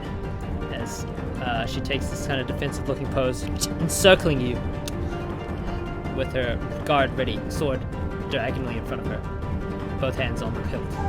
I dart forward. No chance. She seems a little bit surprised, as this is her first time on the defense. Yep. Yep. Alright, I go for a lightning thrust into the tip of the chest, or her chest. Lightning thrust in the tip of the chest. She sees it and she manages to try and block. Her sword is in the way. Any response? Alright, how does she block me? That's really important. She is going to use her sword to try and parry it away. She's going to step to the right, like a crossing her legs sort of motion. Okay, so she parries me? Yeah, she parries you downwards. Alright, I use the downwards momentum of the parry to do like a swing arc overhead. Vertical this time. Alright, she slams the blade underneath you, but you make your right side longer than your left so that the momentum carries under you. Your blade almost scratches the surface of the dojo before it continues on its path, using your shoulder as a rotational fulcrum to bring it Go for underneath overhead. it. She looks up and barely has any time to dodge, to think as the second hit blow is about to land on her shoulder. Her eyes widen.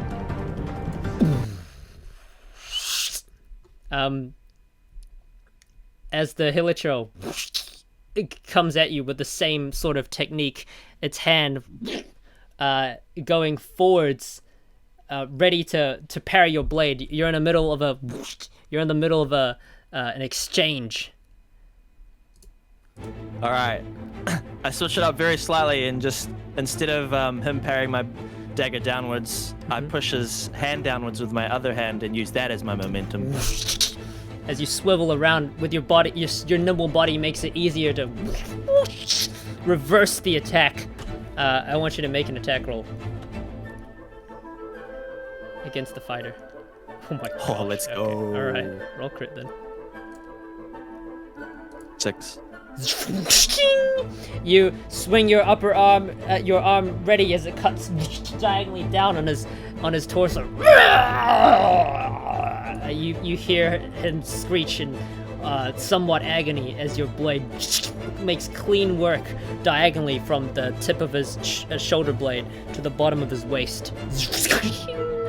As he takes almost more than half of his HP and staggers backwards. Add 2 to all your stats. What the heck?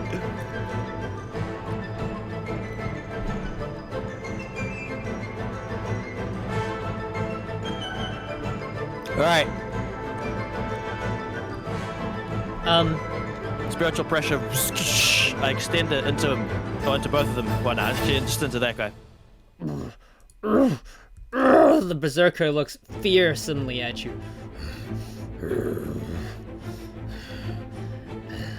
But it seems to be affected by your pressure, almost a tiny bit, causing him to hesitate. Amber. He looks at the blood on your weapon and the blood on his companion next to him, and he appears to hesitate the slightest.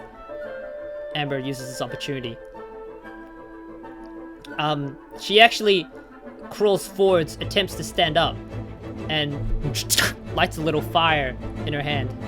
Leave us alone! And she waves the fire in front of the. Okay, she's gonna walk over the space with. No, she's gonna cast it. She's gonna walk too. As she gets up, walks 4 meters, and waves the fire in front of this guy's face, the angry-looking guy. Get away! Go away! Leave us! Get out of here! As So cool.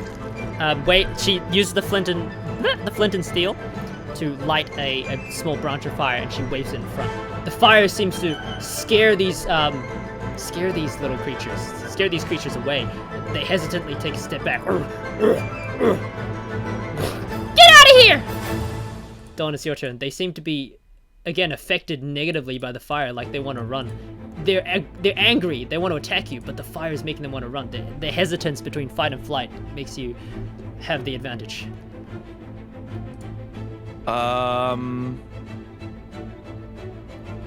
Would I be able to make a charisma?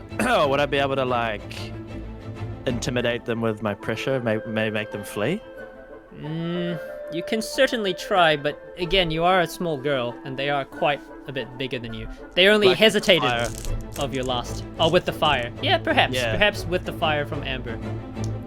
All right, intim with just Advantage? normal or Yeah, advantage? Okay. yeah. Okay. Yep. Okay. You push your pressure out. The thing that you felt during that day, as you how do you want to do it? You describe. All right, just stand. So my body is facing Amber's, who's like also so we're facing each other, but our sides are to them, and she's like waving the stick, and I face her and put my hand out like I'm gonna use magic or something, but it's just I don't know. I'm just like trying to scare them away as I send a wave. You as the trees around us blow. you enter a power stance and you extend your hand forwards. You can feel your spirit connect with your anima connect with the nature around you as you let out perhaps even the faintest pulse of pressure that you're really not aware of. Maybe you've read it in manga somewhere, but you just exert yourself and you swear, perhaps not from you, but definitely there's a gust of wind that starts to take place, and there's the smallest flicker on the candle, on the stick that Amber's holding, making it grow into a slightly bigger fire for even a second. Yep. Eyes behind the masks of the hilichurls light up, and they widen almost in fear as they take another step back, looking like they might run, but still relatively angry. They're even more uncertain now.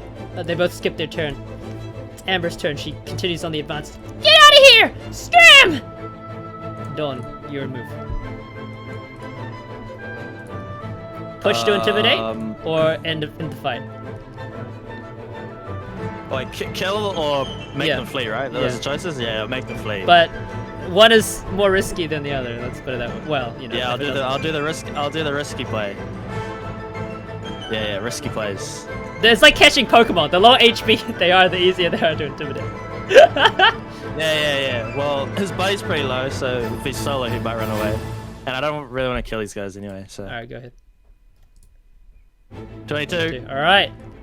That settles the deal as you step forwards. Your pressure rising. Okay, you do the final intimidation. Yeah, my eyes kind of glint as everything to them goes dark, except for like her eyes. Yep. The world grows dark except for the spark in your eyes. Yep.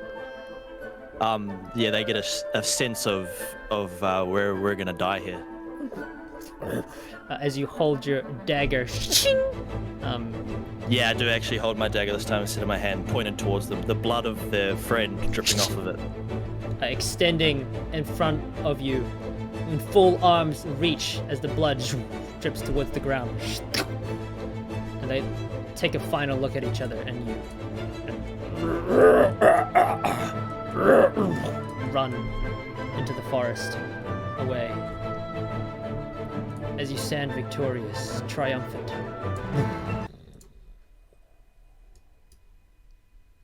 Oh, I beat her, didn't I? Sad. She's got her knees on the ground and she's leaning backwards as you stand triumphant over her with a sword pointed towards her chest, the kendo sword. The third strike has just connected, and she just kind of kneels there in shock, almost, as the people around you start to murmur.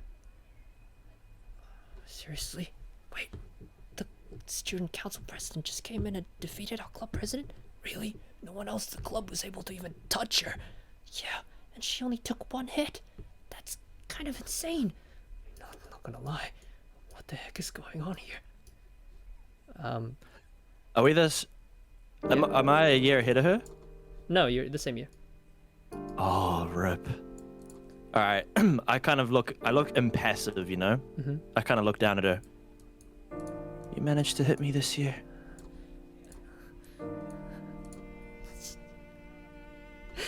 She kind of has a tear that comes down as she leans forwards, her eyes away from you.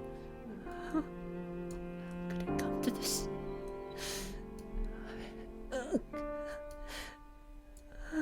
She kind of looks insanely competitive nature, kind of being absolutely shattered and broken as she leans on the floor. That was so close. Oh, I shouldn't have done those last moves. I should have seen that coming. Of course, I can't run my father's dojo like this. She looks down. As she's speaking, I go to the rack and just place the sword there and begin taking my gear off. You hear the whispers of the crowd around you.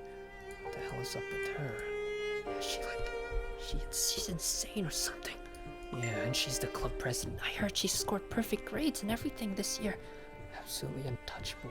What a maniac. She's like some sort of god or something. You serious? You barely remember the faces of those people that stood there that day. People that, yeah, in Yep. the club. No, yep. You continued to be at surprise, and the woman knelt down in shock. That's when you realized no one wanted to be your friend.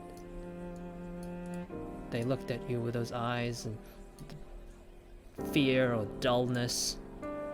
I could never compete with her. Yeah. She doesn't need anyone anyway. What's up with that? And Oh, indeed, man. as they looked upon the mirror, they didn't see themselves as people. Compared to you, they were merely insects.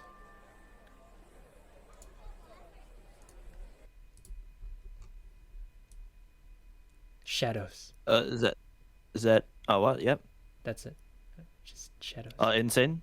Are you gonna do anything? Oh, so I just kind of look at my hand as I've just taken the gear off. And I kind of clench it, like listening to the crowd. Mm-hmm. I turn around and approach Musashi.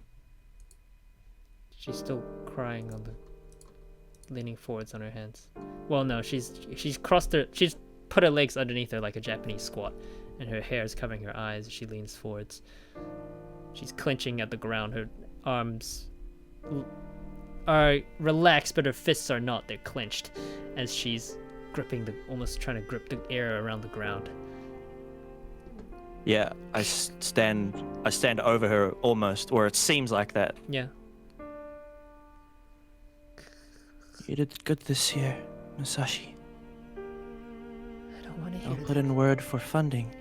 Kyoko cuts herself off as she says that. I don't want to hear that from you. I don't want being praised by someone like you. Does no one any honors. Thank you for funding, she says. Get out. Kyoko grimaces, gritting her teeth, but it's always just the same. She leaves without any more words, kind of sick of trying at this point in high school. She kind of lingers at the door frame of the dojo, but doesn't turn around and walks out into the windless courtyard. Your spiritual pressure emanates through the forest, and a small gust of wind, a light, gentle breeze to some, but a suffocating mist to others. You realize that memory was exactly what you thought of now, in the same situation that has happened. Perhaps you thought in your mind someone could have been friends with you. The small line between perfection. Perhaps you could have lessened yourself, given in to a little more of their efforts, being a little bit less apathetic. Your eyes drift to the Baron Bunny in the ground, smoldering, useless. And then to Amber, well, I don't even know if you want to look at her. No, I'm very anxious as I slowly turn, praying that she doesn't give me the same look that all those others have before. I finally look at her. I finally gaze upon her. You force yourself to look. This so hard sometimes to gaze upon the judgment of other people. And even as someone who's standing at the top as you, that just makes it ever the more easy for other people to gaze and judge and point and look. Amber's no different, right? As you look to her. Yep, that's what I'm thinking, alright. I finally look at her.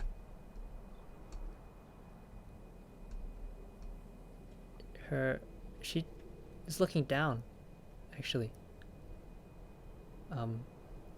You can barely see her eyes. And then she kind of looks up at you. Her eyes, there's some sort of fear, surprise, anxiousness. Her mouth is slightly agape. And then it solidifies into an emotion. It's awe. My gosh, that was awesome! She raises her hands up. So cool! I'm a little bit taken aback by her reaction. You're a natural fighter! Oh man, I knew it was awesome traveling with you. It's a good idea. You're not... You're not intimidated by me? She blinks a couple times. Huh?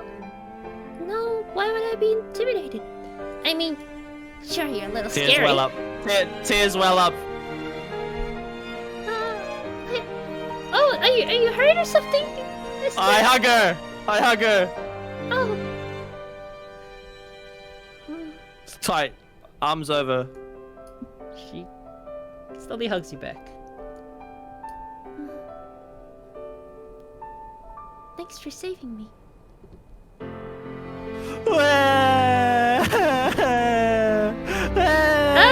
If you're hurt, there's the sunset. She kind of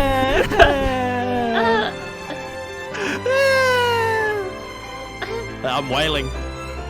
It'll be okay. she grips you then as you continue to wail. Next time, I'll be stronger. And I'll be the one protecting you. She grips you really tight. I promise. Oh, it's so wholesome. And then she slowly lets you go. Anyway, Baron Bunny needs a lot of work, huh? She picks it up off the ground. Yeah, I Dust walk it over off. here and pick up this fruit thing. Bing! You've unlocked a compendium entry. Wow. Congratulations.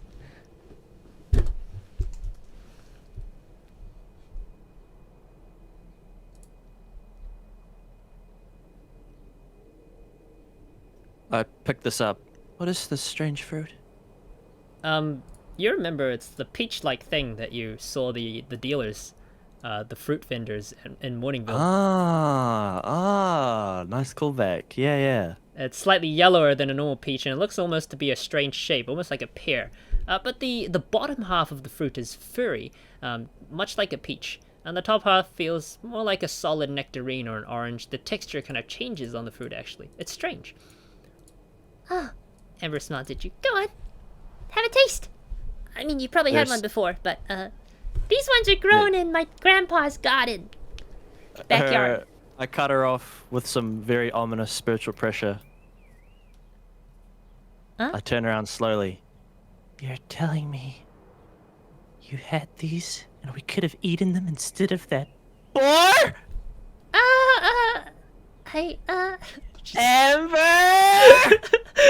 I just wanted people to try my cooking, okay? I start running after No her. one wants to try my cooking! Ah! Yeah, insane.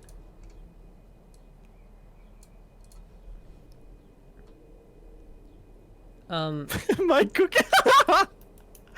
Oh man, this is fun. It's sunset as the night, as the...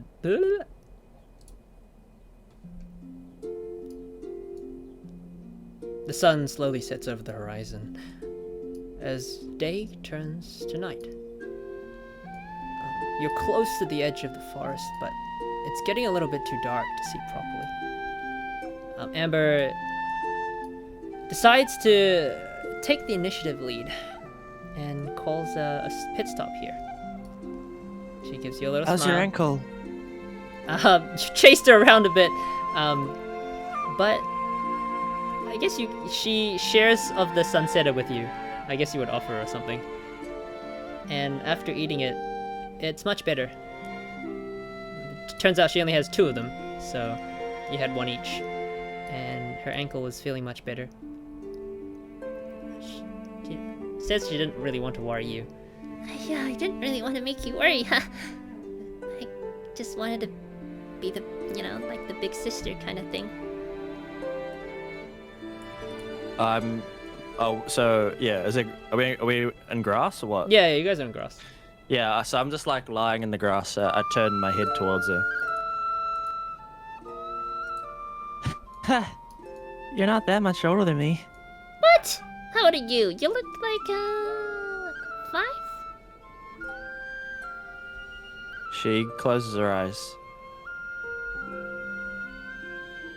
I guess Amber can tell she's thinking about something. Yeah, that's a good guess. She opens her eyes again. She smiles. I'm a good judge of character. My grandpa always tells me that. Well, I'm 6. Who is your grandpa anyway? You already told me you were 6. Yeah, just to reaffirm it. She looks at you. That makes me 1 year older than you. She looks at you. Intensely now. That makes me the senpai. She says, and so apparently senpai is a word in this world. Yeah, and her Kyoko thought cloud. I'm actually 22 now. I just look at her. Her grandpa is... She tells her of her grandpa. His name is 𝓓𝓾𝓮𝓽. He's the current commander of the Outriders. He tells her of all the cool stories that he's been in. He's been in expeditions, mines. He's fought a Primo Geo Vishat. It's one of those huge rolly armadillo things. She exclaims as the night continues to go on. It's relatively warm, and so even in your clothes, you don't actually feel that cold out in the forest, being summer and everything. Amber looks a little relieved at this as she gathers some grass and some twigs to make a nice little sleeping shelter thing, and uses some branches, snaps some nearby to make a very small yet rather comfortable little manhole for the both of you. I kind of think to myself, oh, my parents are probably really worried. You see Amber happily working away. And you're... Hey, Amber, Huh? how far away are we from Morningville? Morningville? That'll be a while. But you can go to Mondstadt first. We'll get there first thing tomorrow morning. And then you can just take a carriage. And that'll only be like a quarter of a day, I think. Or a month. Or maybe a year. Or, 2 minutes? She kind of gets... No, 2 minutes can't be right. How long's a minute again? I brush off my worries thanks to her to her wholesomeness. Hold up, she says. Ayo, what? Ayo, bro, what? Nah, I kind of look at her. Okay, that sounds like a plan. Well, let's get some shut-eye. She hops in the little hole, coffin, wood, burial bed, bunker thing that she's made. Burial. Slides herself in.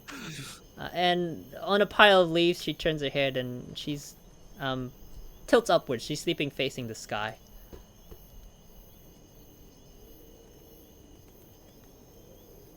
I also look up at the night sky, the stars. I'm just chilling on the grass still.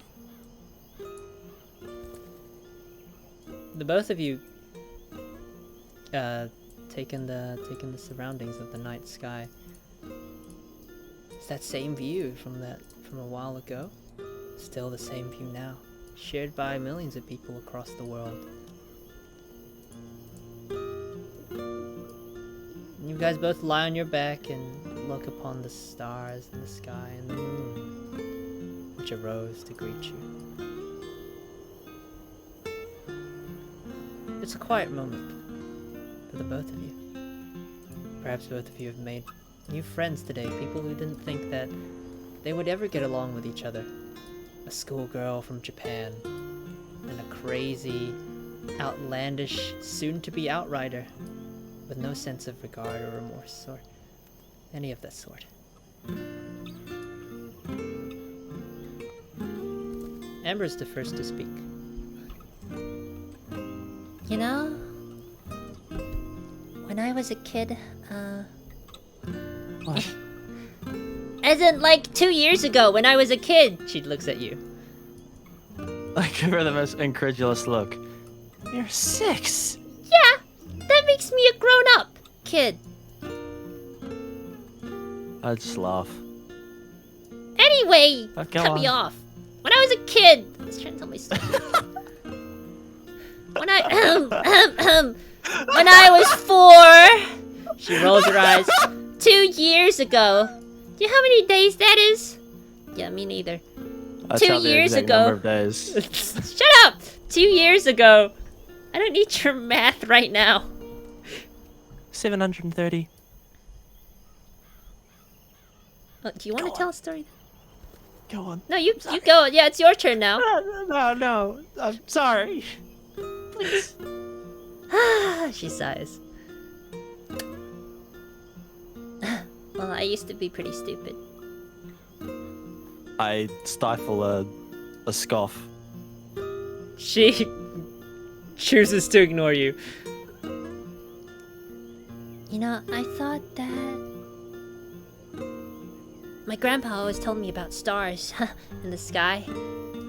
Shiny, huge things that glimmer. And so when I looked at the sky, I thought that the moon was a star. And that all the other shiny things were just little specks. I thought there was only one star in the sky. Because everything else seemed so insignificant. Insignificant? Yeah, whatever. Yeah, that word. Okay. Oh, I'm not making fun of you. I'm listening. Anyway, if there really was only one, but my grandpa told me about it. He said, no, all the small things are the stars. I was actually a little relieved. Because if there was only one star in the sky, it'd be pretty lonely, don't you think? I kind of put my hands behind my head, elbows raised up, like while lying down. Yeah, it would be.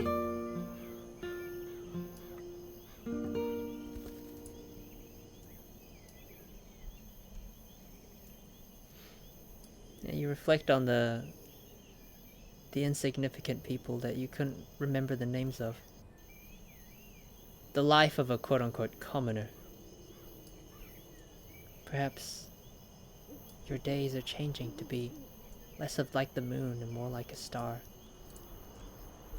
That's a refreshing thought.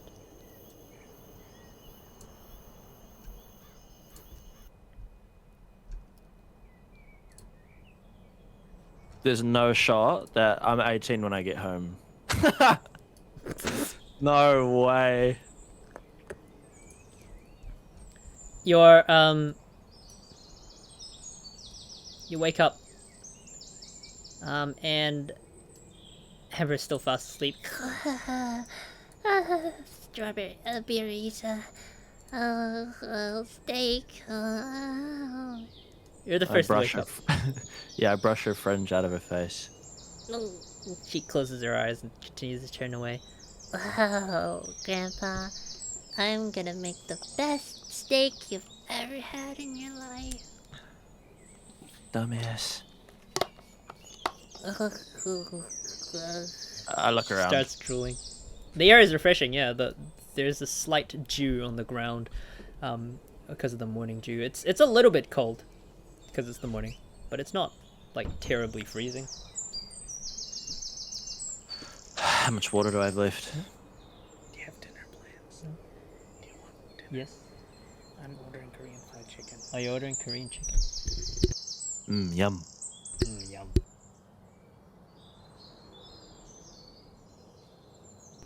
Chicken, nice. Yep. Sorry, what do you do? I check how much water I have left. Your water pouch is almost empty. You guys have drank Yeah, quite a bit. Oh man. I'm chilling. Close my eyes. Listen to the forest sounds. With the sun coming in. Next to.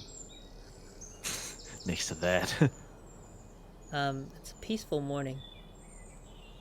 The song of the birds sing in the sky and the grass. Oh my gosh, my glider wings! She leaps up. Ah! Ah. She rubs her eyes. Oh, good morning. I look very. I've turned. I'm petrified. I turned to stone.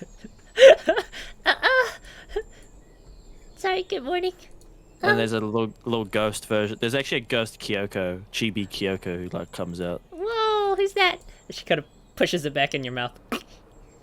The stone cracks. Hey! No! No, revealing skin. I'm not crumbling okay, away. okay. The stone cracks away. I'm normal again. Look at her. Don't scare me like that. Sorry, I just remembered a terrifying memory that my wings are broken. And they are. Oh. I reach into my pack. I still have them. Oh, good. Yeah, She smiles. that's good. They'll be, oh, Grandpa's gonna be mad. She looks down. Oh, no. They said they were sex-pensive. I blink twice.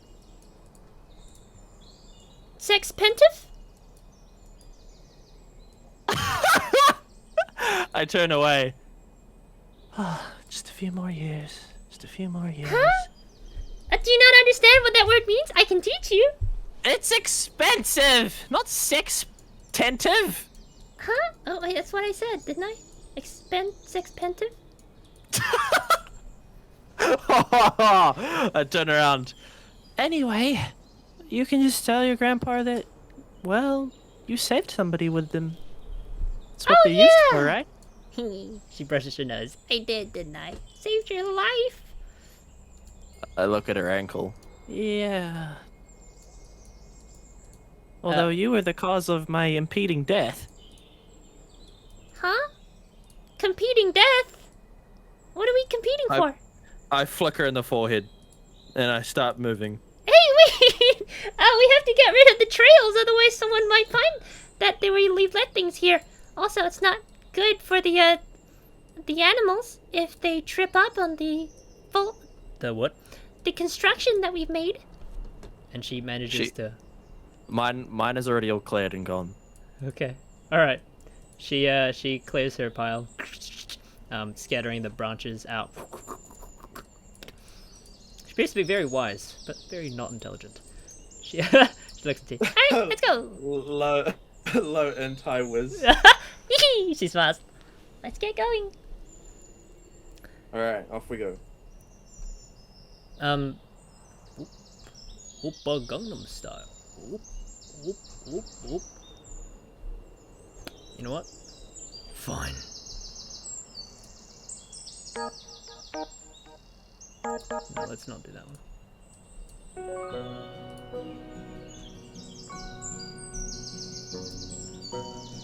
Stop this improminent at once. I need this track.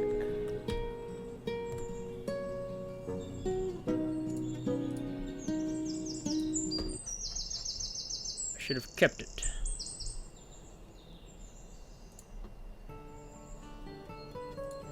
You make your way through the forest. You're almost home. You see Amber happily skipping along. Oh, we're almost there. She nods. Oh man. I'm walking very normally. Oh, mushrooms. Oh, we forgot to cook those. She says. We just had sunsetias instead. She looks on. I turn green. You want some Thinking about mushrooms? her cooking. She comes to you. Oh, Let's cook mushrooms. yeah. Let's cook them when we get back with proper cooking utensils. Okay, and that's a promise, and- alright? Let's go. And for food safety. She ignores the last comment and continues to walk. You guys continue to make your way along the road. And the sunset is now warm and the early morning mist dies away. It's still a bit damp underneath your legs, but Amber's shelter has made sure that the moisture has not destroyed you or your clothes. What a practical young girl. She continues to walk forwards, her bow on the top of her head happily bouncing. And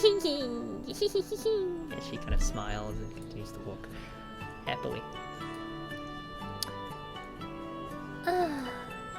And then she kind of stops. Oh. She looks a little down, actually. What's wrong? She smiles daintily at you. Well, this was fun. Once we go back, I guess, She trails off. Yeah, the realization hits me too. I kind of get somber as well. I can always visit you. Yeah! Let's keep hanging out and playing sometime. Yep. I kind of beam and give her a pinky finger. Alrighty. Pinky. Promise. Oh no, she looks at it. What? She looks confused. And she yeah, she grabs your finger with her entire hand. I grab her hand. Stick your pinky out. Like this? She sticks her pinky Yeah. out. My pinky out. No, she sticks her pinky out, yeah. Yeah. And I grab it with my pinky finger. Huh? You do this when you make a promise. It's called a pinky promise. She smiles. That's weird. Oh, is it? Yeah, no one does that over here. When people make promises, they give each other dandelions. I look around. Make an investigation. Oh, bruh. Here's my shit. Do you wish to awaken? What the heck, man? Awaken. You should have +4 to all your stats, so -1 off your base now. Oh, that's pretty good. 11. Still pretty good. Let me find one growing in the edge of on the open fields up ahead. I run over and grab it. It comes off. I beckon Oh! Amber. Her eyes glaze. Whoa, I didn't see that one. She looks at you. Good spotting. I hand it to her. What are you supposed to do? Oh, blow on it, silly. You mean like at each other? Yep. She says. If you make a promise, you're... Oh, no, I need a dandelion. I burst out laughing. You're an idiot! She turns around and she reaches in her pocket. Actually, I'm not. She takes a dandelion out. You see, these are supposed to be for Lord Barbados, but I kept one for myself. She gives a cheeky smile. I raise an eyebrow and thought Kyoko. I don't know about that. I'm sure you won't mind. He- Not if it's for a promise between friends. She says that again and wind kind of brushes Dawn. Yeah. Yeah, we are. So, Alright. we both say our promises and we blow the dandelions. You mean at the same time? Yeah, I mean consecutively. Yeah, at the same time, of course. Well, does that mean that you have to rehearse your promise before you make it? No, you silly. I'll count down. On 3. 1, 2, 3. I promise that we'll meet up that, again next time. just Some other time. that Amber's cooking would be better. Huh? Wait, did I hear something? No, not at all. I'm already She blowing. blows. She blows. So do I. The seeds scatter on the wind. You can feel you swear you can feel the breeze pick up. And you swear you even hear a little laugh. Although maybe it's just used because Amber doesn't seem to pay any attention to it.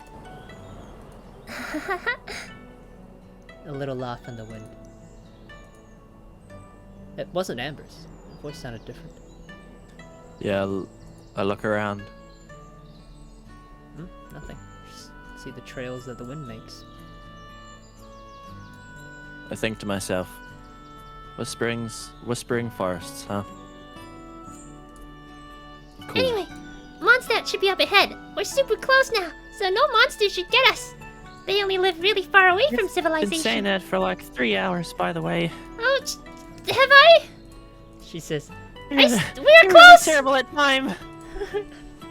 she looks at you a little bit like nervous. No, we're close, I swear. All right, off we go. It's only like She looks at the ground. a couple hundred more cubits. I don't know what measurement they use. I just off we go. You reach a road that's muddy and appears to be well used. And you continue forwards. The trudging of your legs. It's only 15 more minutes as you can begin to see the tracks of more and more civilization. There appears to be footprints, a lot. And also cart tracks that have been put this area, like a merchant cart. And hoof prints, of a horse. You must be nearing some sort of civilization by now, judging by Anders' sense of direction. You're definitely approaching Mondstadt. I mean, you did see it as you were over that massive cliff. It's in the distance, sure. So you're probably in the right direction. Amber seems to be pleased with everything as she does a little bit more examining here and there to check the forests and the trails to make sure you're going the right way. You have little understanding of what she's doing, but she seems to have a lot of understanding about how the nature and geography work around here. You can hear her mutter to herself sometimes as she looks at a trunk of a tree or at a leaf, and she continues on the road. Pretty happy. At a leaf. Pretty happy.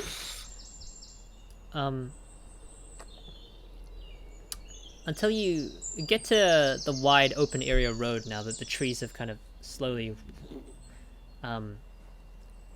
faded away almost as you walked forwards. I mean, you see a cart on the middle of a road, which you take a smell. Oh, it's been how long? Like a day almost, more than a day since you had good food, and you smell the fresh scent of baking. Like coming from the cart. Oh, the merchant's cart. Oh. Amber kind of, you swear you see her kind of start to drool. Same though. You don't have any money on you, do you? You don't have any more on you, do you? I think back to Gale. Oh. Can't believe someone like you doesn't even have any money. You look rich as hell. Hell. An arrow in the back of the head. Of like a little chibi Gale on it. Hell. I can't see you. Rich as hell. And I finally fall over from the third arrow. Amber looks at you. Well, do you, not to be rude or anything, but you do look kind of well off. And the fourth final arrow. Of Rich as chibi hell, Amber on it. Oh man. I'm finally crawling. I don't have any money, no. Well, More, sorry. she looks at you. well, Grandpa always used to say, if you don't have any money, if you smile and, look at strangers nicely and ask, by going like this. She opens her eyes like really wide and she like pouts her lips a little bit. And she does like the tiniest bit of a wiggle with her waist. Then they'll give you what you want. Thought cloud of Kyoko. Oh man, what is that old man teaching her? Why don't we give it a try? I look at my hands. I'm so hungry. We have to do it. We were born like this, and we're gonna use it to our advantage. Wait a second. ちょっと待ってくださいな. Hold up. Boom. Alright, hang on. Let me move maps real quick. Put you guys on. Oh. You rich as hell. You rich as hell. You can restore your HP to full, by the way, just so you know. What do you mean you don't have any money? Money. Fog. You, Man, wait, when is he coming back? Oh, he's hilarious. you guys walk up to the crate, to the cart. As you step up, you realize that it's broken. The cart is not in good shape. And you can barely see a crate that's hanging off the back of the cart. But the crate looks like it's been broken into and it's on the side. You get a clearer look, and actually the crates are scattered all around the floor. I think you hear 'em munching. Amber. Hey, excuse me. Shut up! I cover her mouth You and I hold my finger to my lips. I drag her away. The side of a hilichurl slowly opens up. As they take a look in your direction. Amber freezes, so do you.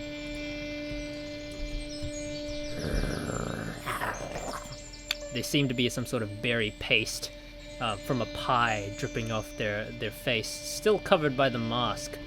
One of them is slowly opening the mask to eat. It licks its fingers and closes its mask.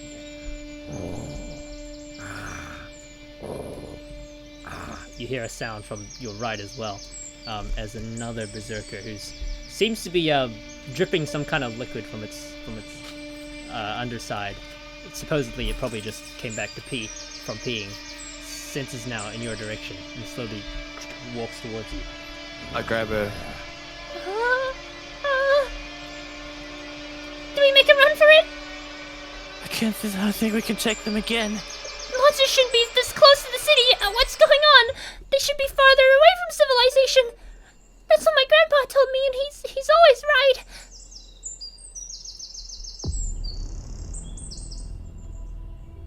And you, oh, sorry. Yeah, what are you doing? Do I see anything other than this? Is there like dead bodies? No, you of don't see people? any dead bodies of people. You just assume that the merchants have run.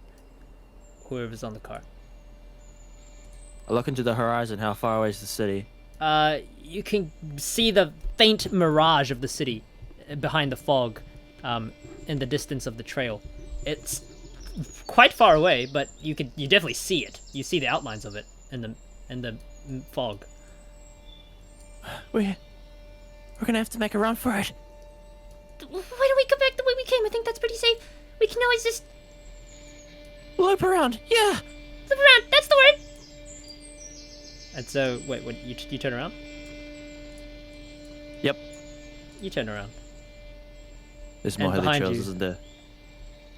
Is a massive, giant, black furred hilichurl who has an axe which you can feel the searing heat of.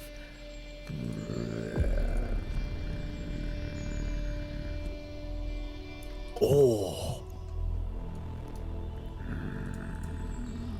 You He's not swear that he big. wasn't there before. I grip Amber's hand.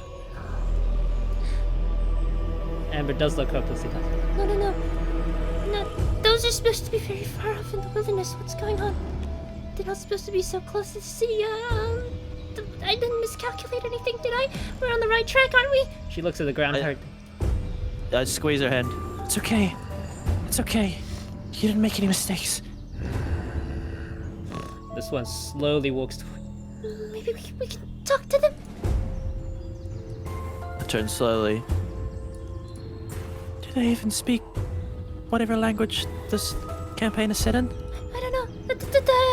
I'm pretty sure someone managed to talk to them in the past. I'm not too sure who they are, but my dad tells me that someone did. A second one emerges from the shadow of the first. This one's slightly smaller, hence it's hiding, being able to hide, but not by much. This one also carries his blazing axe. Steps out to the left in front of you.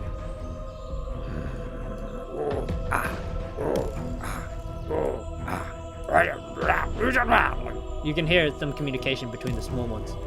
The big ones reply. Do you move? As you move, the hilichurl slams its axe into the ground. Yep. I freeze up.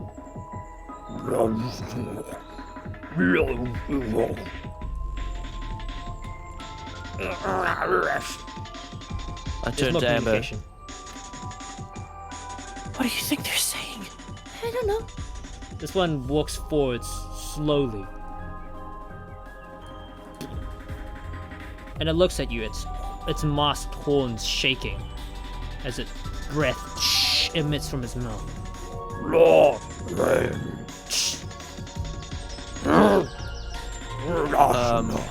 Yeah, I fall over. It turns to its companion.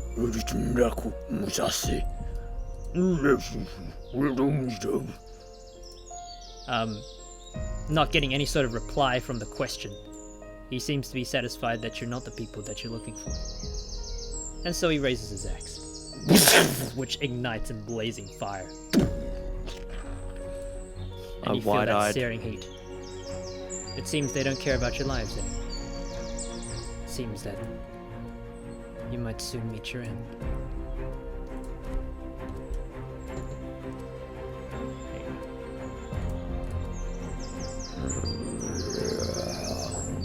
It raises its axe above you. Amber goes in front of you to try and take the blow. Oops, she's behind you. She holds her body out, protecting yours. She's kind of in a T-pose as the miniature hands kind of slam downwards.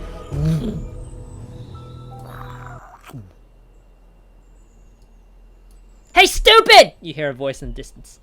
Take some of this. And you, before it can hit you,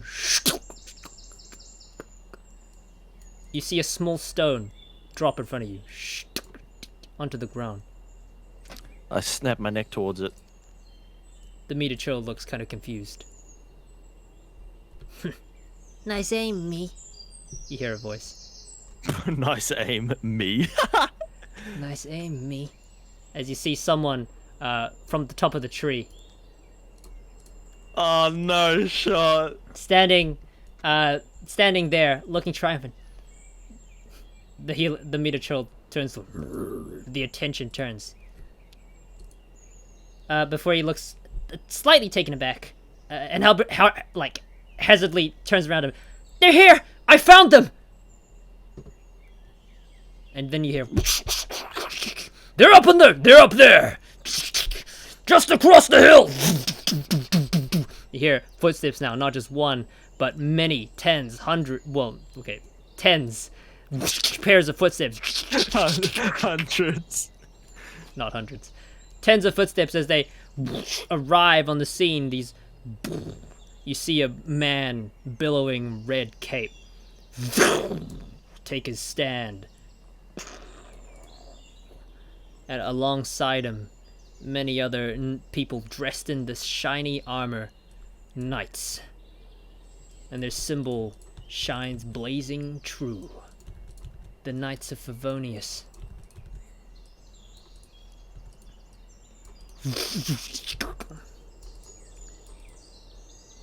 And then you hear Amber's eyes. Well, you see Amber's eyes widen, and she gasps, Grandpa!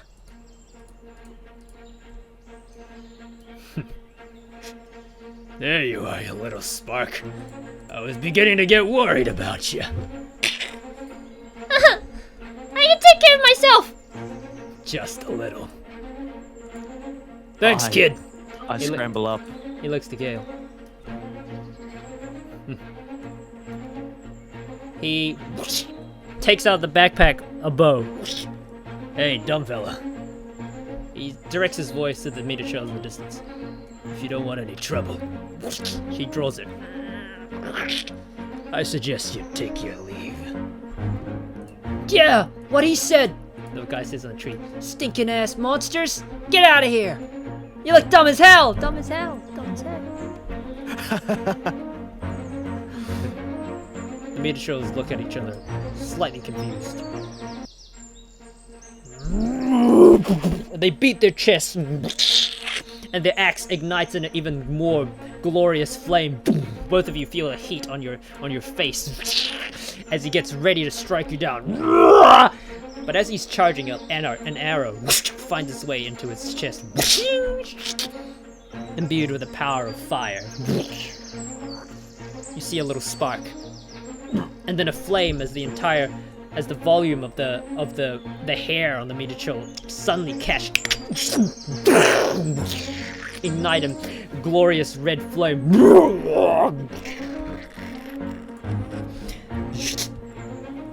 Archers, says the red-headed man, Amber's grandfather. Take the other one. This one gets ready to assault you and runs a couple meters forward. It's getting to Amber. Amber tries to shield herself. And then 3 arrows from the back line pierce them. One on its head and 2 on its shoulders. It collapses on a knee. The axe barely missing Amber's head. It tries to get up, but a 3rd shot from the old man takes it clean out. This one also erupts into red flame. You feel the second of the heat, and you hear the singing of the arrow. Except this time the heat isn't like the heat of the axe. It's different almost. Like a sheer kind of magic. You can see the flames dance, igniting what almost appears to be rune-like patterns in the air before it disappears. I turn around in amazement. The guy has a fearsome smile on him. Hey! Don't you think your granddad's a pretty good shot? Yeah, whatever, Granddad. There's like 3 more. Says Amber. Oh man. Okay, so she does say that. Wow, Grandpa, you're amazing. No, I think it's funny that she loves and talks about him so highly, but when he's actually around, she's like a little brat. Okay, yeah. She talks to her granddad. Whatever, Granddad. There's like 4 of them left. I know, Amber, I can count. He now has 3 arrows in his bow. Alrighty. One last chance to get the hell away from us. The Hilichils look at each other.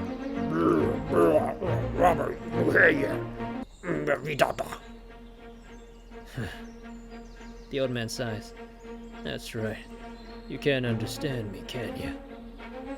Sucks to be you. He lets out 3 arrows. As they hit both of them square in the head. All 3 of them square in the head.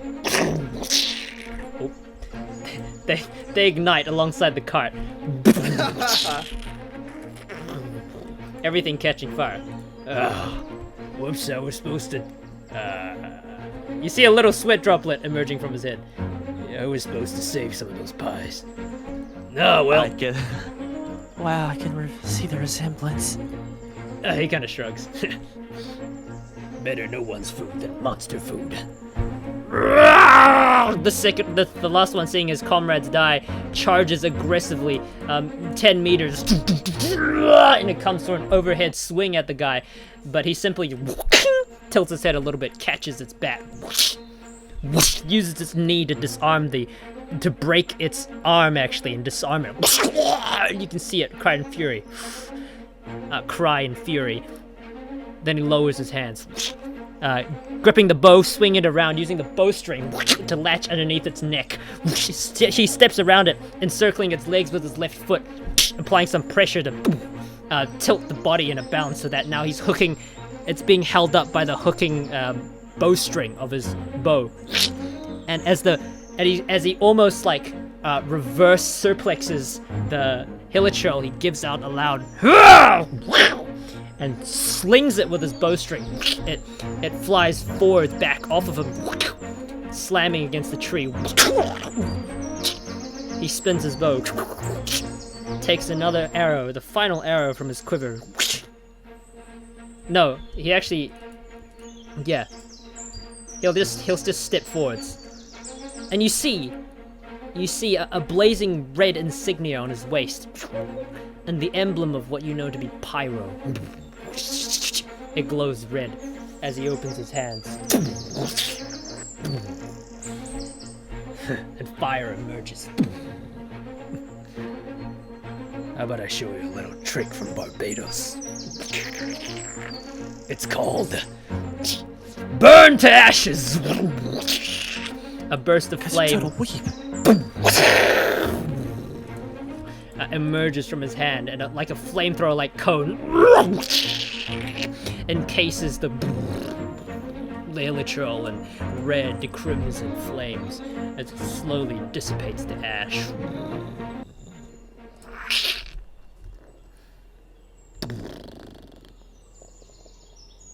Its corpse is singed on the ground, and he waves his hand a little, cooling it off. He looks satisfied with himself. That's another 7. That's another 6 to the book, baby. He smiles. Amber! Ha ha ha! Yeah, glad you see you're not dead. Amber pouts a little bit before she her expression reforms into like a much warmer one, and she runs up and gives her a little flying hug. Grandpa!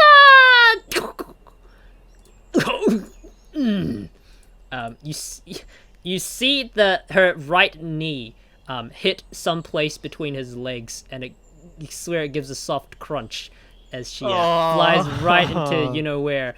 The grandpa tries to stay strong though and hugs her back. Right there, little guy. Oh, how's it going?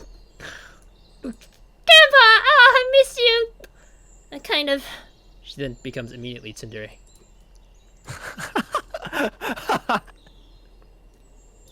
Yeah, you bet you did. He smiles. Everyone would miss me.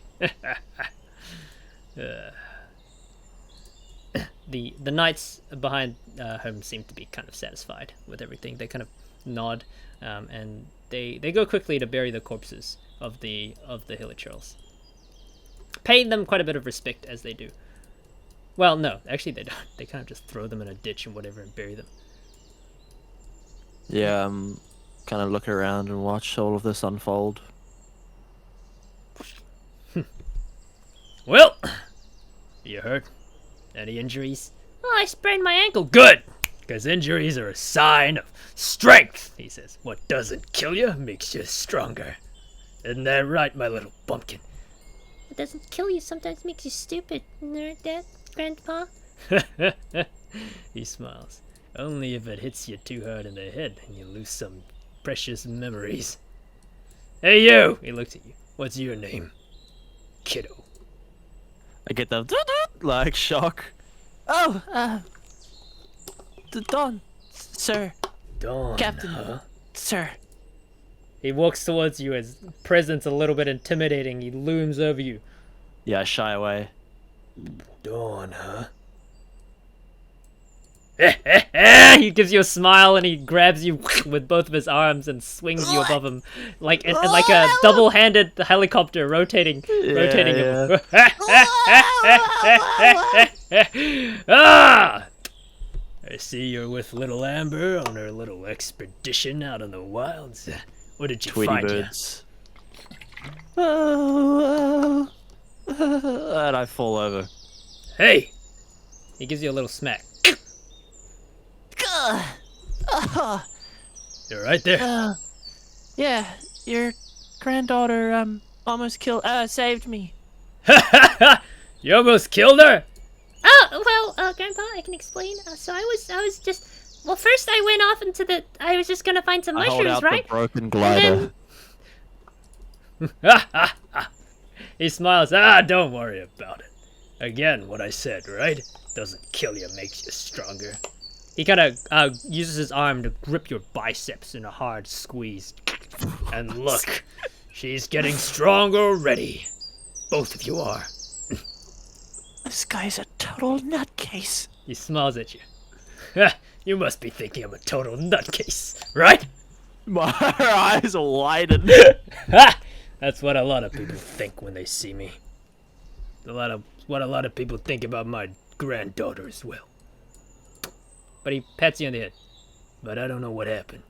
But thanks for sticking with her. This guy. He pats you on the head aggressively. Yeah. All right, boy. Thanks for the information. Yeah, whatever. Don't mention it. He slides out of the tree. It's you! He looks. Yeah. His expression turns to a shock. It's you. The hell are you doing Fake here? sick mom and dog guy! Hey. You're the annoying girl that keeps trying to ruin my job. He says, Job? he spits. Don't you mean scam? He scoffs. You rich people wouldn't get it. I don't have any money! Bet your parents do. Dong. How'd you get those clothes, huh? He looks at you. Did you apparate them out of thin air? I'm surprised you know how to say that word. I'm smart, unlike you. Unlike some people. As he says some people, Amber speaks up. Hey, it's Gale! Hey, Gale! How's it going? I get a glint in my eye. Ah, so your name's Gale.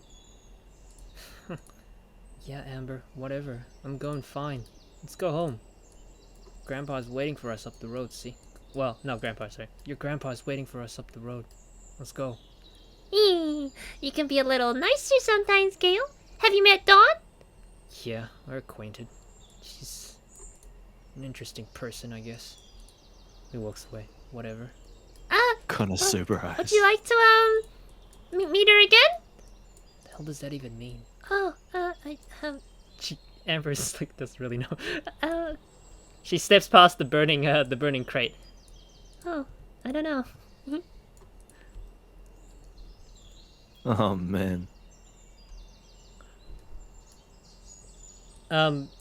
Gale kind of, yeah, he walks behind the grandpa, but not close.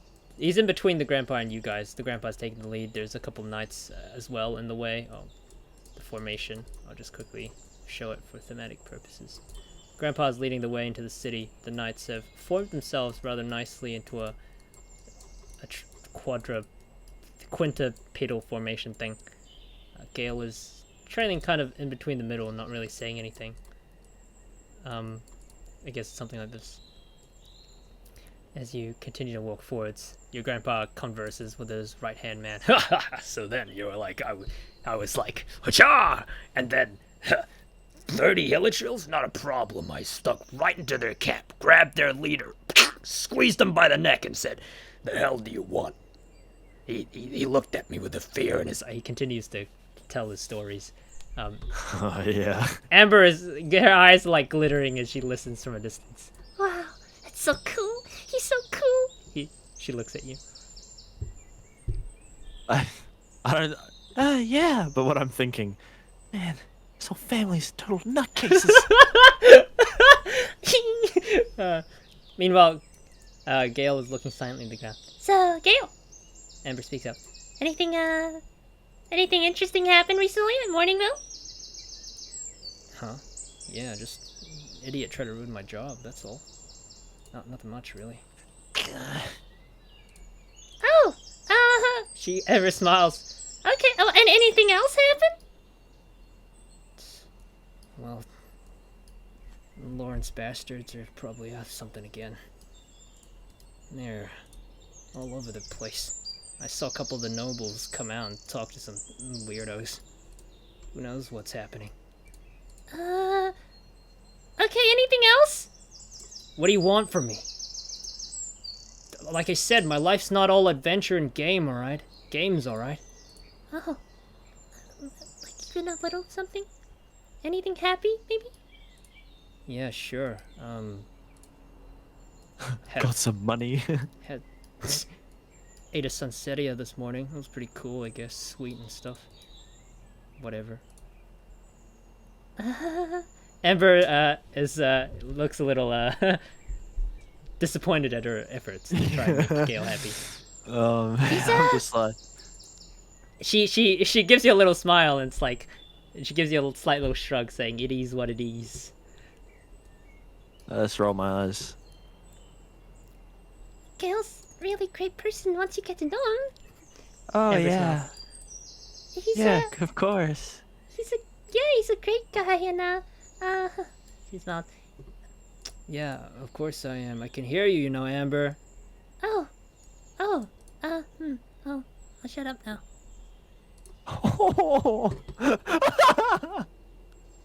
Oh, this guy, bro. Sunsets over Mondstadt. As the city looms into your vision. It's a beautiful sunset over a massive city. You can see the tall, spiraling pillars and the roofs of this magnificent medieval city.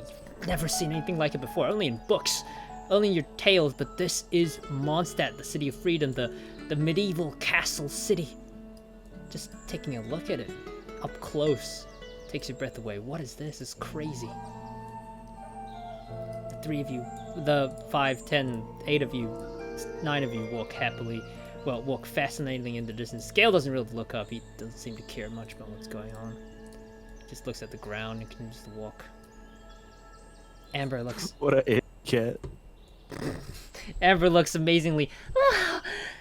We're back! I knew my sense of direction was on point! Hiya! She punches the air. Go, Team Amber! She manipulates her Baron Bunny, which is now a little bit broken as well due to the mishap from earlier. And she waves it around a little bit, making it a little tiny cheerleader in the middle, in the palm of her hands. Well, welcome to Mondstadt. The redhead guy turns around, smiles at you. I mean, if you haven't been here before. And I know people who've been here, and I ain't seen your face before. He looks at you. Don't. Yeah, look at him with my freaking cool protagonist eyes.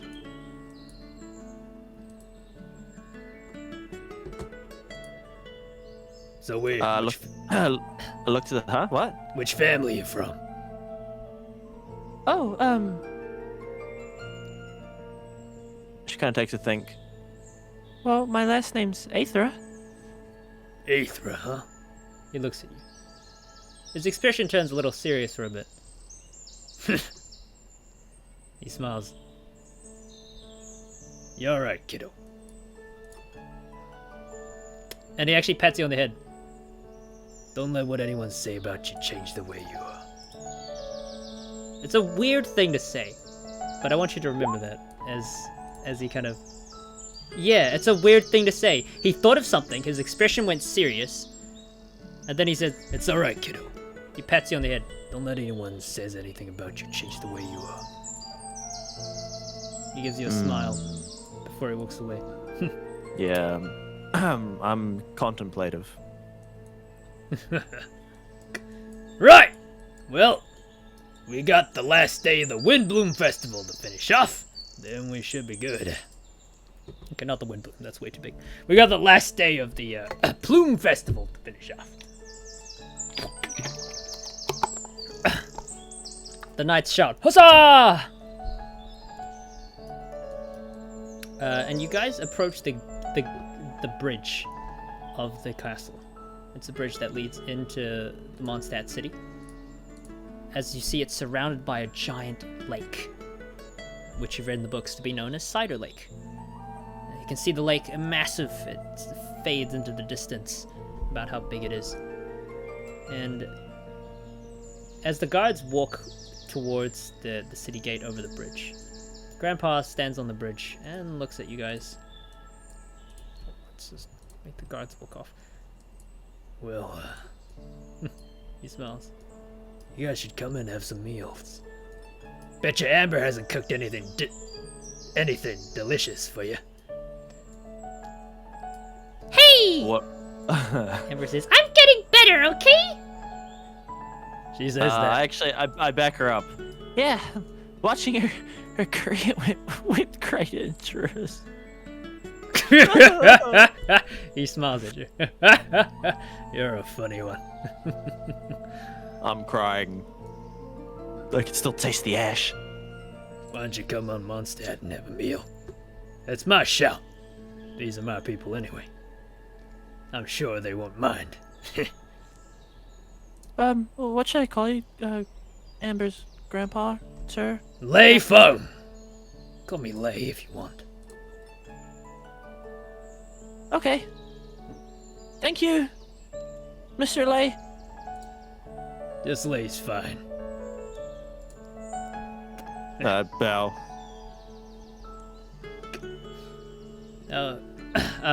How's your mother, by the way? Yes. She alright? Me? Yeah. Oh, you know my mom? Leah, right? Leah, right? Unless you changed moms. He squints. Her eyes widen. Yeah. That is her. She's still up and kicking. Dawn nods vigorously. Good. Look after your mom for me, will you? Wait. He knows who I am. That makes me feel a lot better. There's an adult now. A capable adult. He laughs. Okay, not too capable, but... And takes a puff from his cigar. Ah! Good old times. Boy! Gale is kind of walking away. What do you want? You coming or not? He tisks. I look at him kind of smugly. What? He looks at you. What? And he mouths, what? Like, it shakes his head a little incredulously. I do the, put my thumb on my two fingers and, like, rub them like money.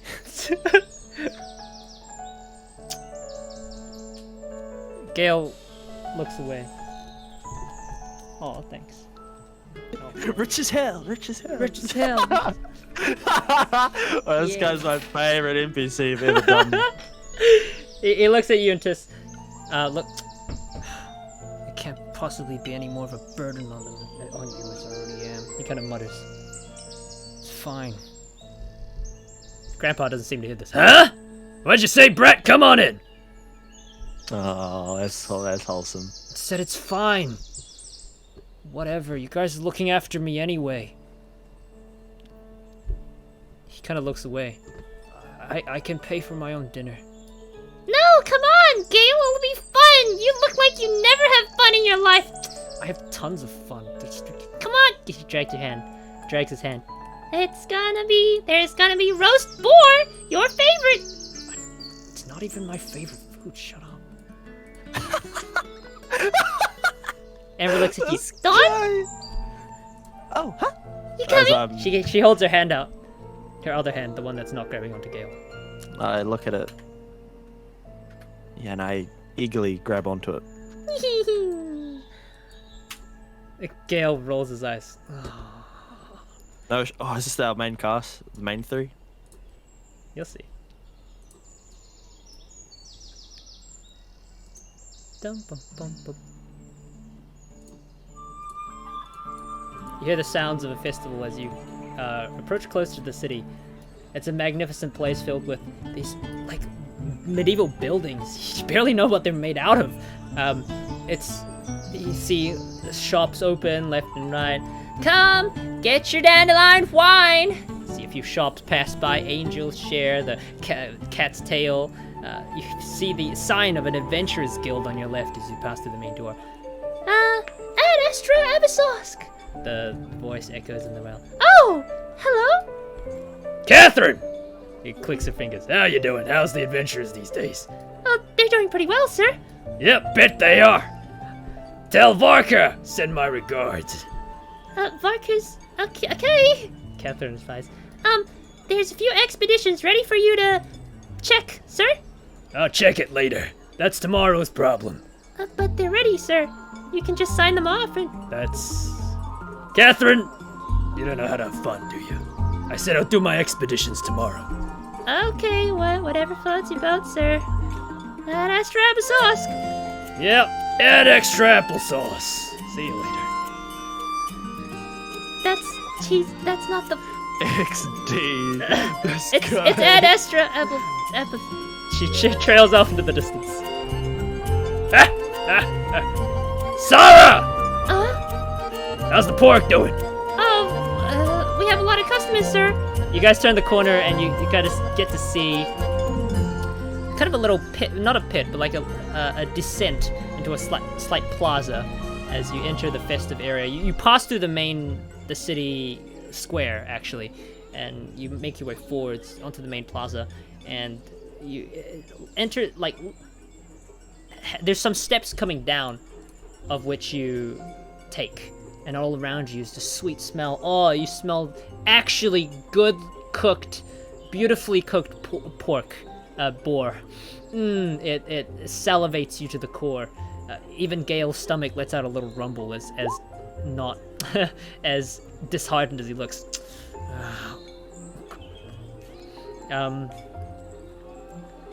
You smell alcohol as well. Although the kids around you, the guy and the girl, don't really seem that interested. But there's grape juice, dandelion juice being passed around. It's a wonderful little festival inside of this little place. Grandpa seems to start talking to the. Hey, how's it going? You know me, right? Give these kids a little bit of something, will you? All right, you want a pork cutlets? We got a couple coming right up. Yeah, you know the good stuff. Me too. 3 portions for myself. Thank you very much. Gary! He's like, How's the baby going? the baby. I never had a baby. Yeah, you did. Come on, Howard. No, I actually never had a baby. He kind of disappears. He's so cool, isn't he? Talks to everyone. Yeah, Smiles. turn. Yeah, your grandpa's so cool. He's a total nutcase. Do you say that? She ever shakes her No, head it's while in my smiling. head. It's Oh, in my okay. head. All right. Okay. Yeah, you guys are at the festival. What do you want? Gale's looking a little apprehensive. I don't want to be here. I come up to him. Why do I always have that look on your face? What, you calling me stupid? She raises an eyebrow. No. Trying to tell you to relax. I hit him on the shoulder. Oh, I am relaxed. Look! He drops his arms. Look, I'm relaxed. Okay, chill out. Why does everyone care so much about me anyway? Stop it. I come up to him and push his shoulders down. There you go. Cooties! He says, cooties. What are you, 5? Oh, wait, I'm 5. Actually, I'm 6. Thank you very much. It's soon to turn at 7. You know? Oldest person in the group, that's me, yeah. Oh, sorry. Oldest person here, that's me. He seems to ignore the hundreds of adults that are just chatting. I just go in The guy that 𝓓𝓾𝓮 talked to earlier shows up. Hey. He's kind of a muscular man with a short cut hat. He's got like a little bandana on. So, pork chops? Oh, thank you so much. Little Amber takes some. He had some pork chops. Pork chops. Finally, some good food. Gordon so Ramsay meme. Yeah, Finally. finally. I take some. Yum. And he offers some to Gale. Gale just looks down. How much? It's on the house, kid. Come on. How much money is it? He tilts his head. No, it's your grandpa's order. Gamba's grandpa's order. Big lay! Come on! It's free! He looks a little hesitant. Okay, just half of that then. Now take the whole thing, kid. What, you got problems with my meat? Huh? This kid's got problems with my meat. He turns to you guys. Thinks I'm not good enough as a chef. Come on, take the whole thing, kid. Fine! Yeah. Gale Look, snatches the whole thing. Exactly. You're a growing boy. Shut up. You're younger than me. Stop talking like you know things when you don't know things. Oh, Gale. Jericho thought cloud. I know a lot of things. He tisks again and his stomach kind of acts up. He takes a bite of the pork ribs. His eyes slide up for a brief second, and he eats a little bit more vigorously than his usual composure. I look very smug. He looks. Smug He Dawn. doesn't even look at you. He doesn't return that gaze. He's just gonna. He's gonna eat. Idiot. Oh, Amber, it's so good to see you again. This old lady comes up. Oh, Granny, hey. Amber's been talking to people. Oba-chan. Pata. And she talks. Look. She reaches into her pocket and she hands her some mushrooms. I got some mushrooms for you. Oh, isn't that nice of you, sweetie? It's for your mushroom shop. Thank you. But these are poisonous mushrooms, dear. I couldn't sell them if I tried. I turn very slowly. Oh, they are? Yes. And next time, remember that the red rings around the mushroom indicates that they're poisonous. Oh, I thought it indicated they were super delicious. Cold sweat. I have a lot to learn. She puts her hand on the back of her head. As she's turning, you notice that Gale has finished his meat and he's actually he's walking away. I reach out. Where are you going? He's quite far away at this point. He's like 10, 20 meters gone. Oh, okay. I just look at him then.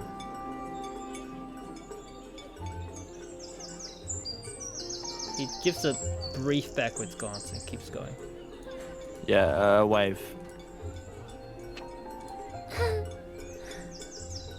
Oh, he doesn't look at you. Oh. See you later then, man. He walks up in the distance, and Amber, She smiles.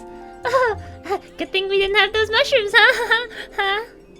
I finally turn. I dive on her. Okay, alright, next time, how about you pick the mushrooms, yeah? Huh? Oh, I'm gonna be doing everything next time. she's not. Where's Gale? She kind of becomes a bit more neutral. Oh, he just left. Left? No, can you bring him back, please? Let's go! Amber! Uh, We got a guest here! She says she wants to meet my granddaughter! Haha, future potential outrider! Amber! Okay, I'll go get him. She kind of looks switchy. he's a good guy, I promise, okay? He's just lost. I heard someone close to him's gone recently, so, he's just a little sad. Make sure to cheer him up. I swear he's a good person. Amber, get over here right now! Jean says she wants to meet you. You remember Jean? Oh, okay, alright, coming. Oh man. I exhale. Oh, it's the second night. I start ruffling my own hair. My parents are gonna kill me. You see the silhouette of Gale in the distance. He's got his shoulders drooped, and he's walking slowly now as he approaches the pass-through. That kid. I run after. You guys both approach the city square. The lights get dimmer and dimmer until finally there's only the faint lights of the oil lamps still glowing, and the sounds of the festival are far behind you. Oh, and the sound of the forest is non-existent. Thank you very much.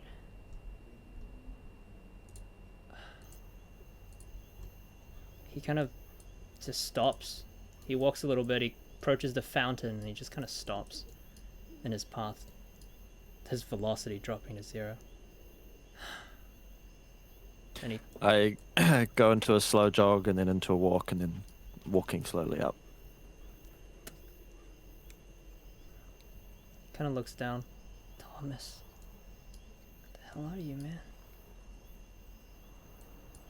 I finally come up next to him. Who's Thomas? Tom?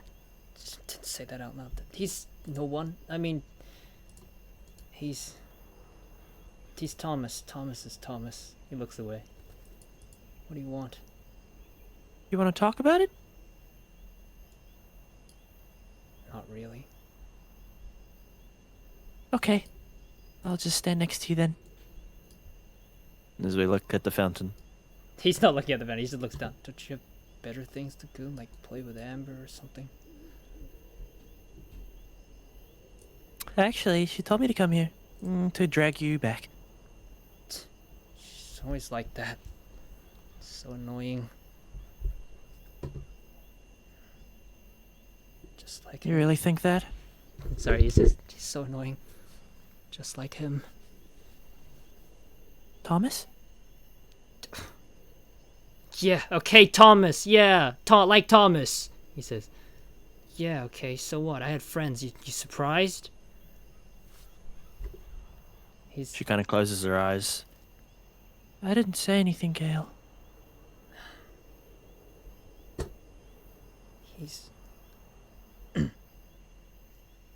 Monsters were in the middle of a road. They're not even supposed to be there. We're almost reaching Springvale, and then there was just a random attack by monsters.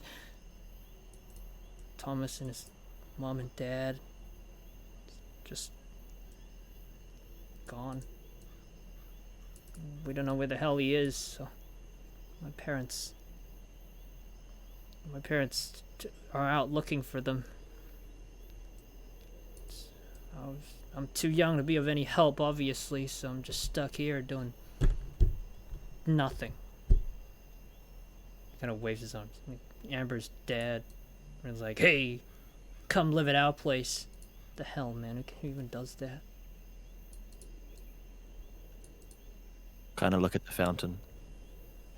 You know, we're all supposed to be doing what we're supposed to be doing. Like our part. What the hell's that supposed to mean? I think you know exactly what I mean.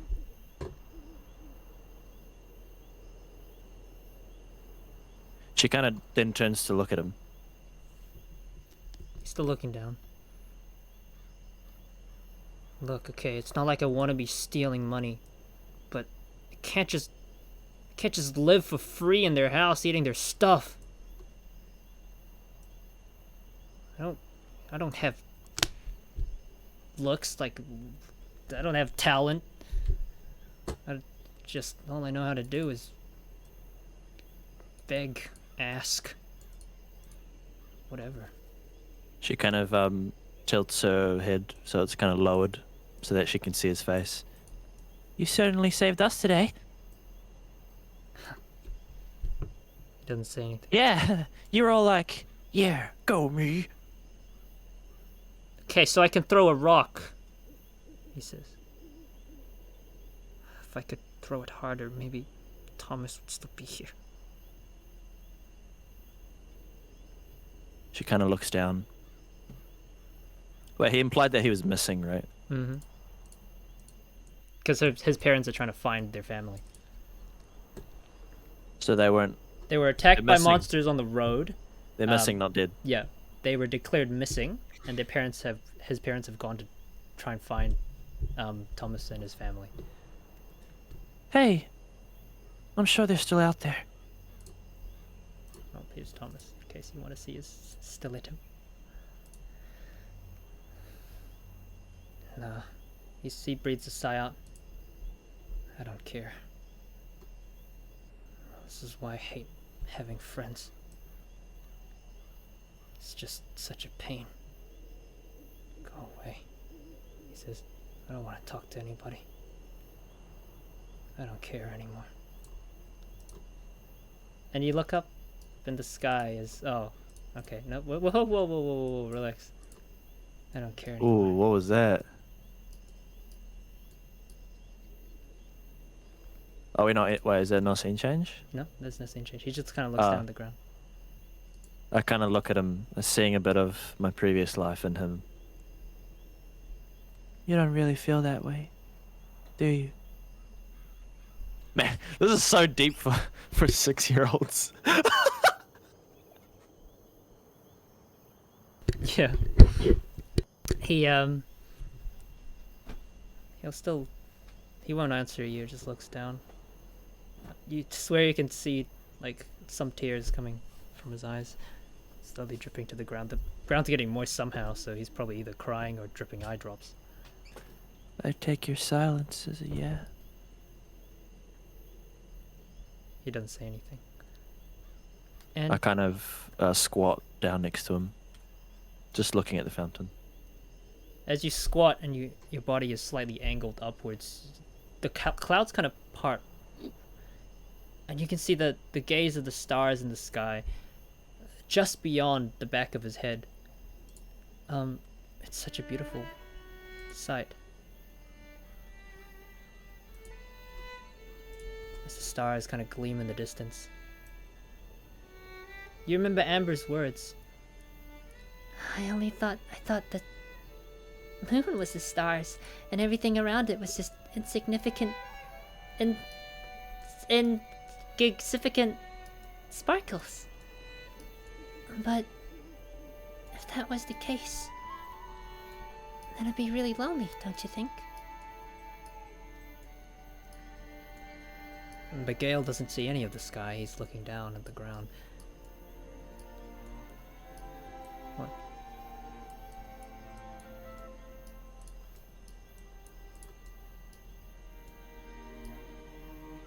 Anything you want to do? No. Well, Dawn. Oh, I thought that was Amber. No, that's you. That's you. Oh, sorry, I misinterpreted the scene. What's going on? I I thought this was like a flashback. No. Okay. I need to cut the. Hang on. I need to cut the width of this because you're looking up at that same sky. Yeah, and you see it just beyond the edge of his head, as you kind of kneel beside him, right? Yeah. Yeah. You see the sky just beyond the edge of his head, and it's like it's such a beautiful sight.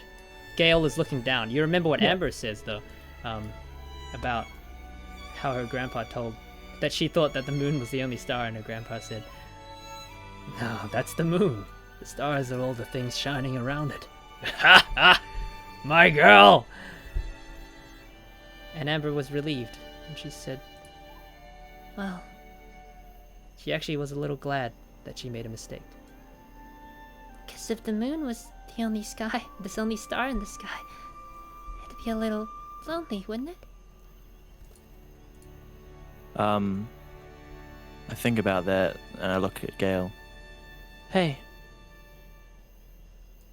What? Look up. Make me. Kind of smiles. He sighs. What do you want? Just do it. Tilts his head up slightly.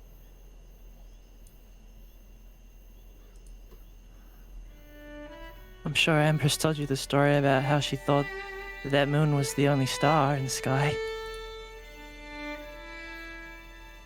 His eyes widen as he looks up into the sky. And I think it's kind of funny how she was relieved that it wasn't, because then it would be alone.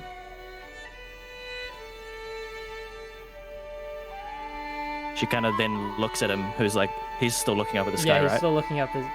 The stars kind of reflect and dazzle in his eyes, reflecting the light of the moon and the stars. His mouth is even a little agape. Even though it seems lonely out there, if you look a little closer, you can see many stars. I don't think you're alone. He kind of clenches, and he starts to cry. Thomas! I know you're out there.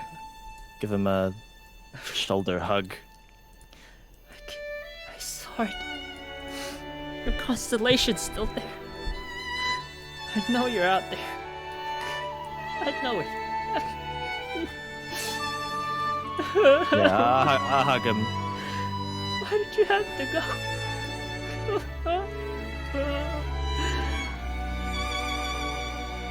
They're there.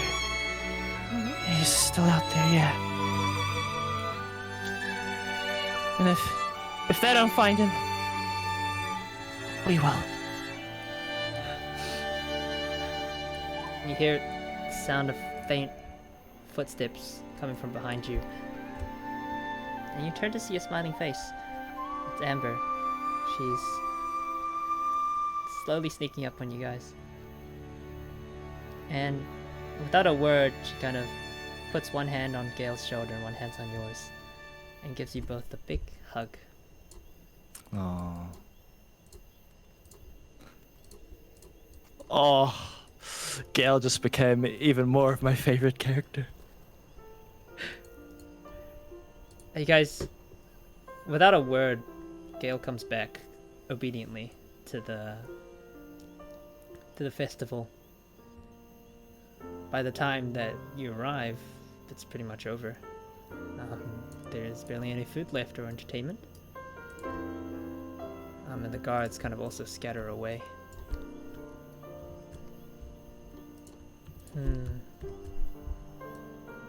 But as you guys come to the food stand of the muscular man with the bandana yet again. He seems to be cleaning up his shop. Yeah. Ah, your kids are back, he says. Perfect, because I have this stuff. Everyone says it's too sweet.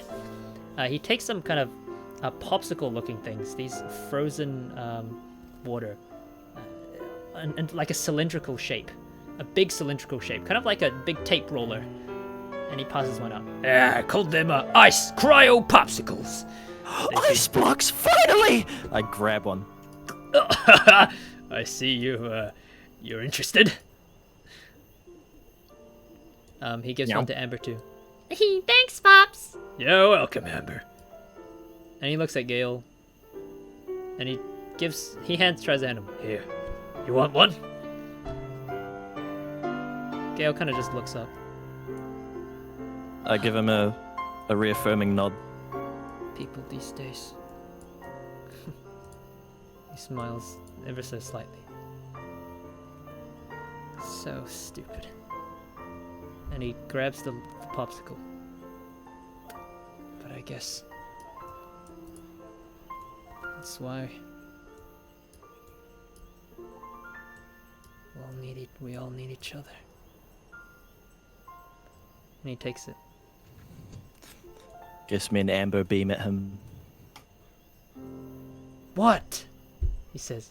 Stop. Oh my gosh. Nothing. You just look kind of funny smiling. And the night goes on, and the festival closes up. Amber's grandpa is probably the last to leave as he finally. His face looks a little red now. Well, that was dandelion wine. Amber, when you're 18, He pats her on the shoulder. that's got to be the first thing you try. It's so indescribable. You too, Dawn. He points at you. Dandelion wine. He licks his fingers.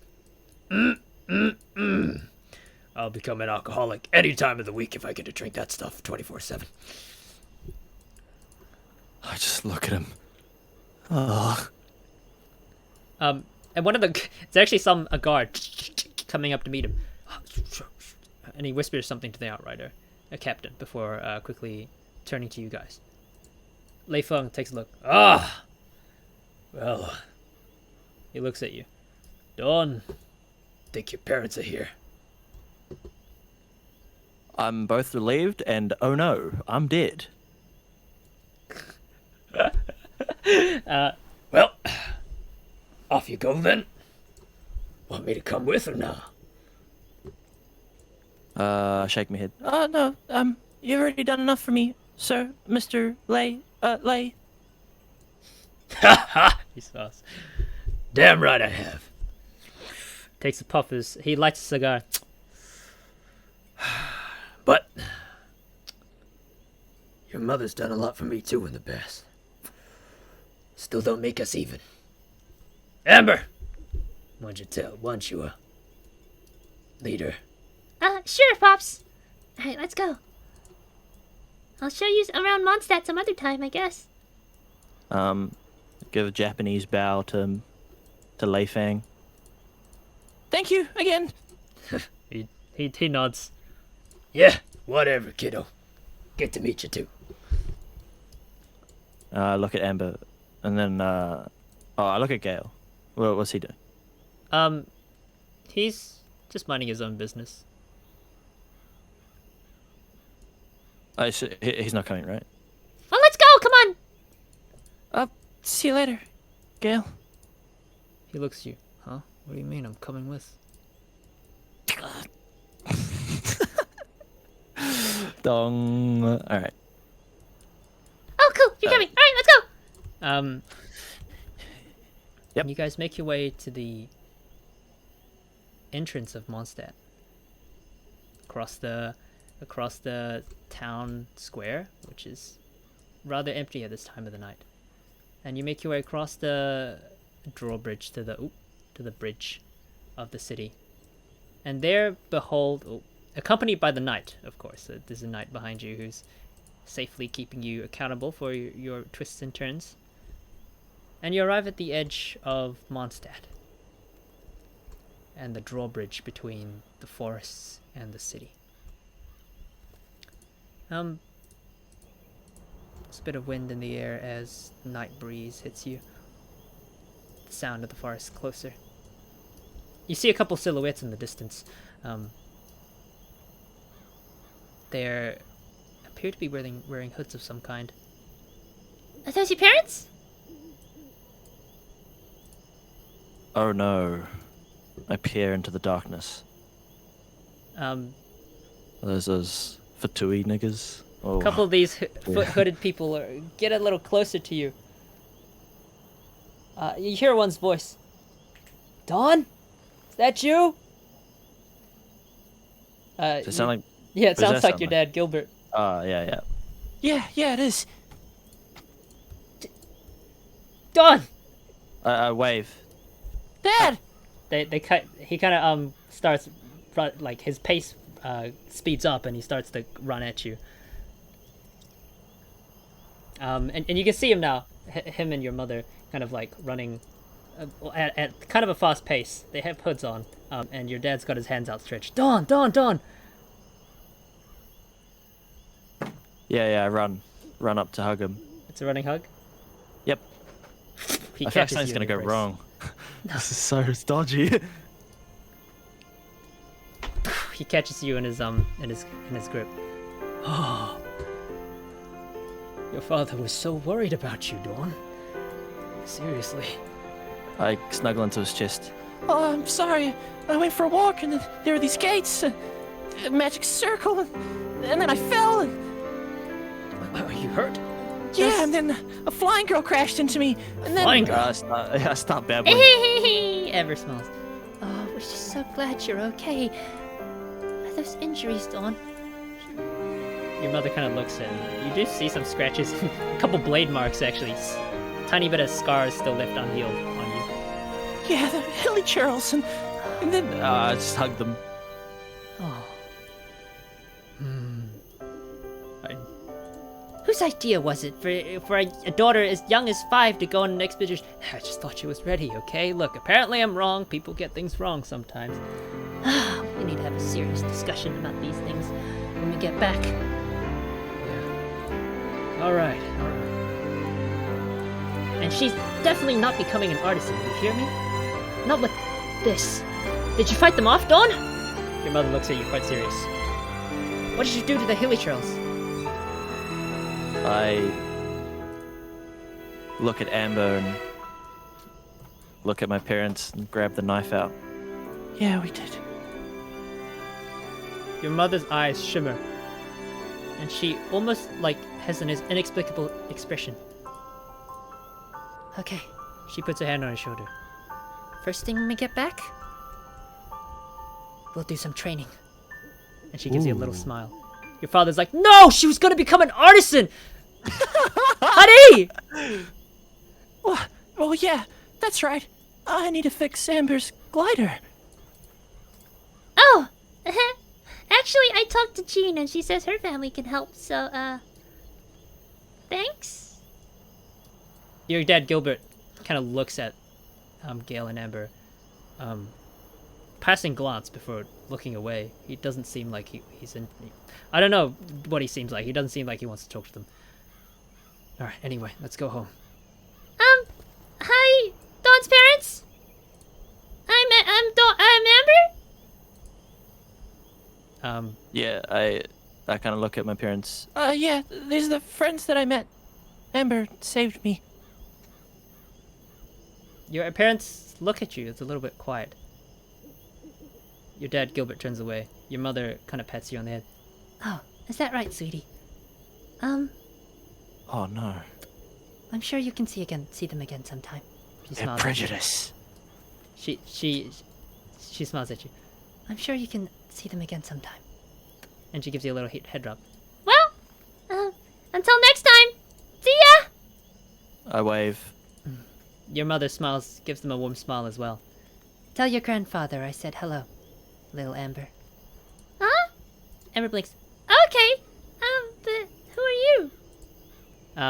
And your parents turn you around and they start going.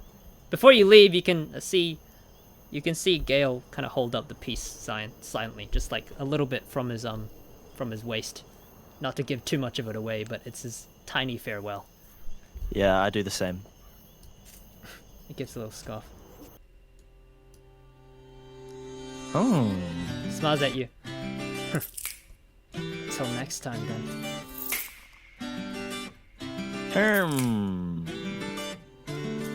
Interesting. Okay. Wait, so I don't see them again until a time skip? Time skip! But I'll explain some more after the ending. I like this ending. Wait, my parents were like, you can't be with peasants. No, they never said that. They never said that. Oh, okay. Well, my dad's sus as.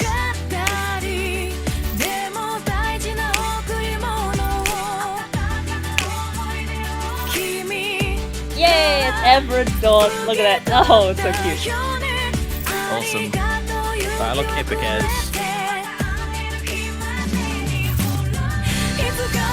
I need to add Gale in there. Man, Ambo MVP this session though.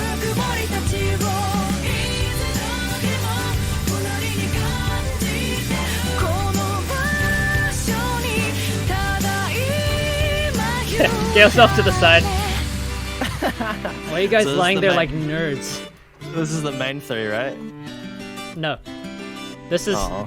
this is just for this little bit. Okay, anyway, it's time to explain the next bit.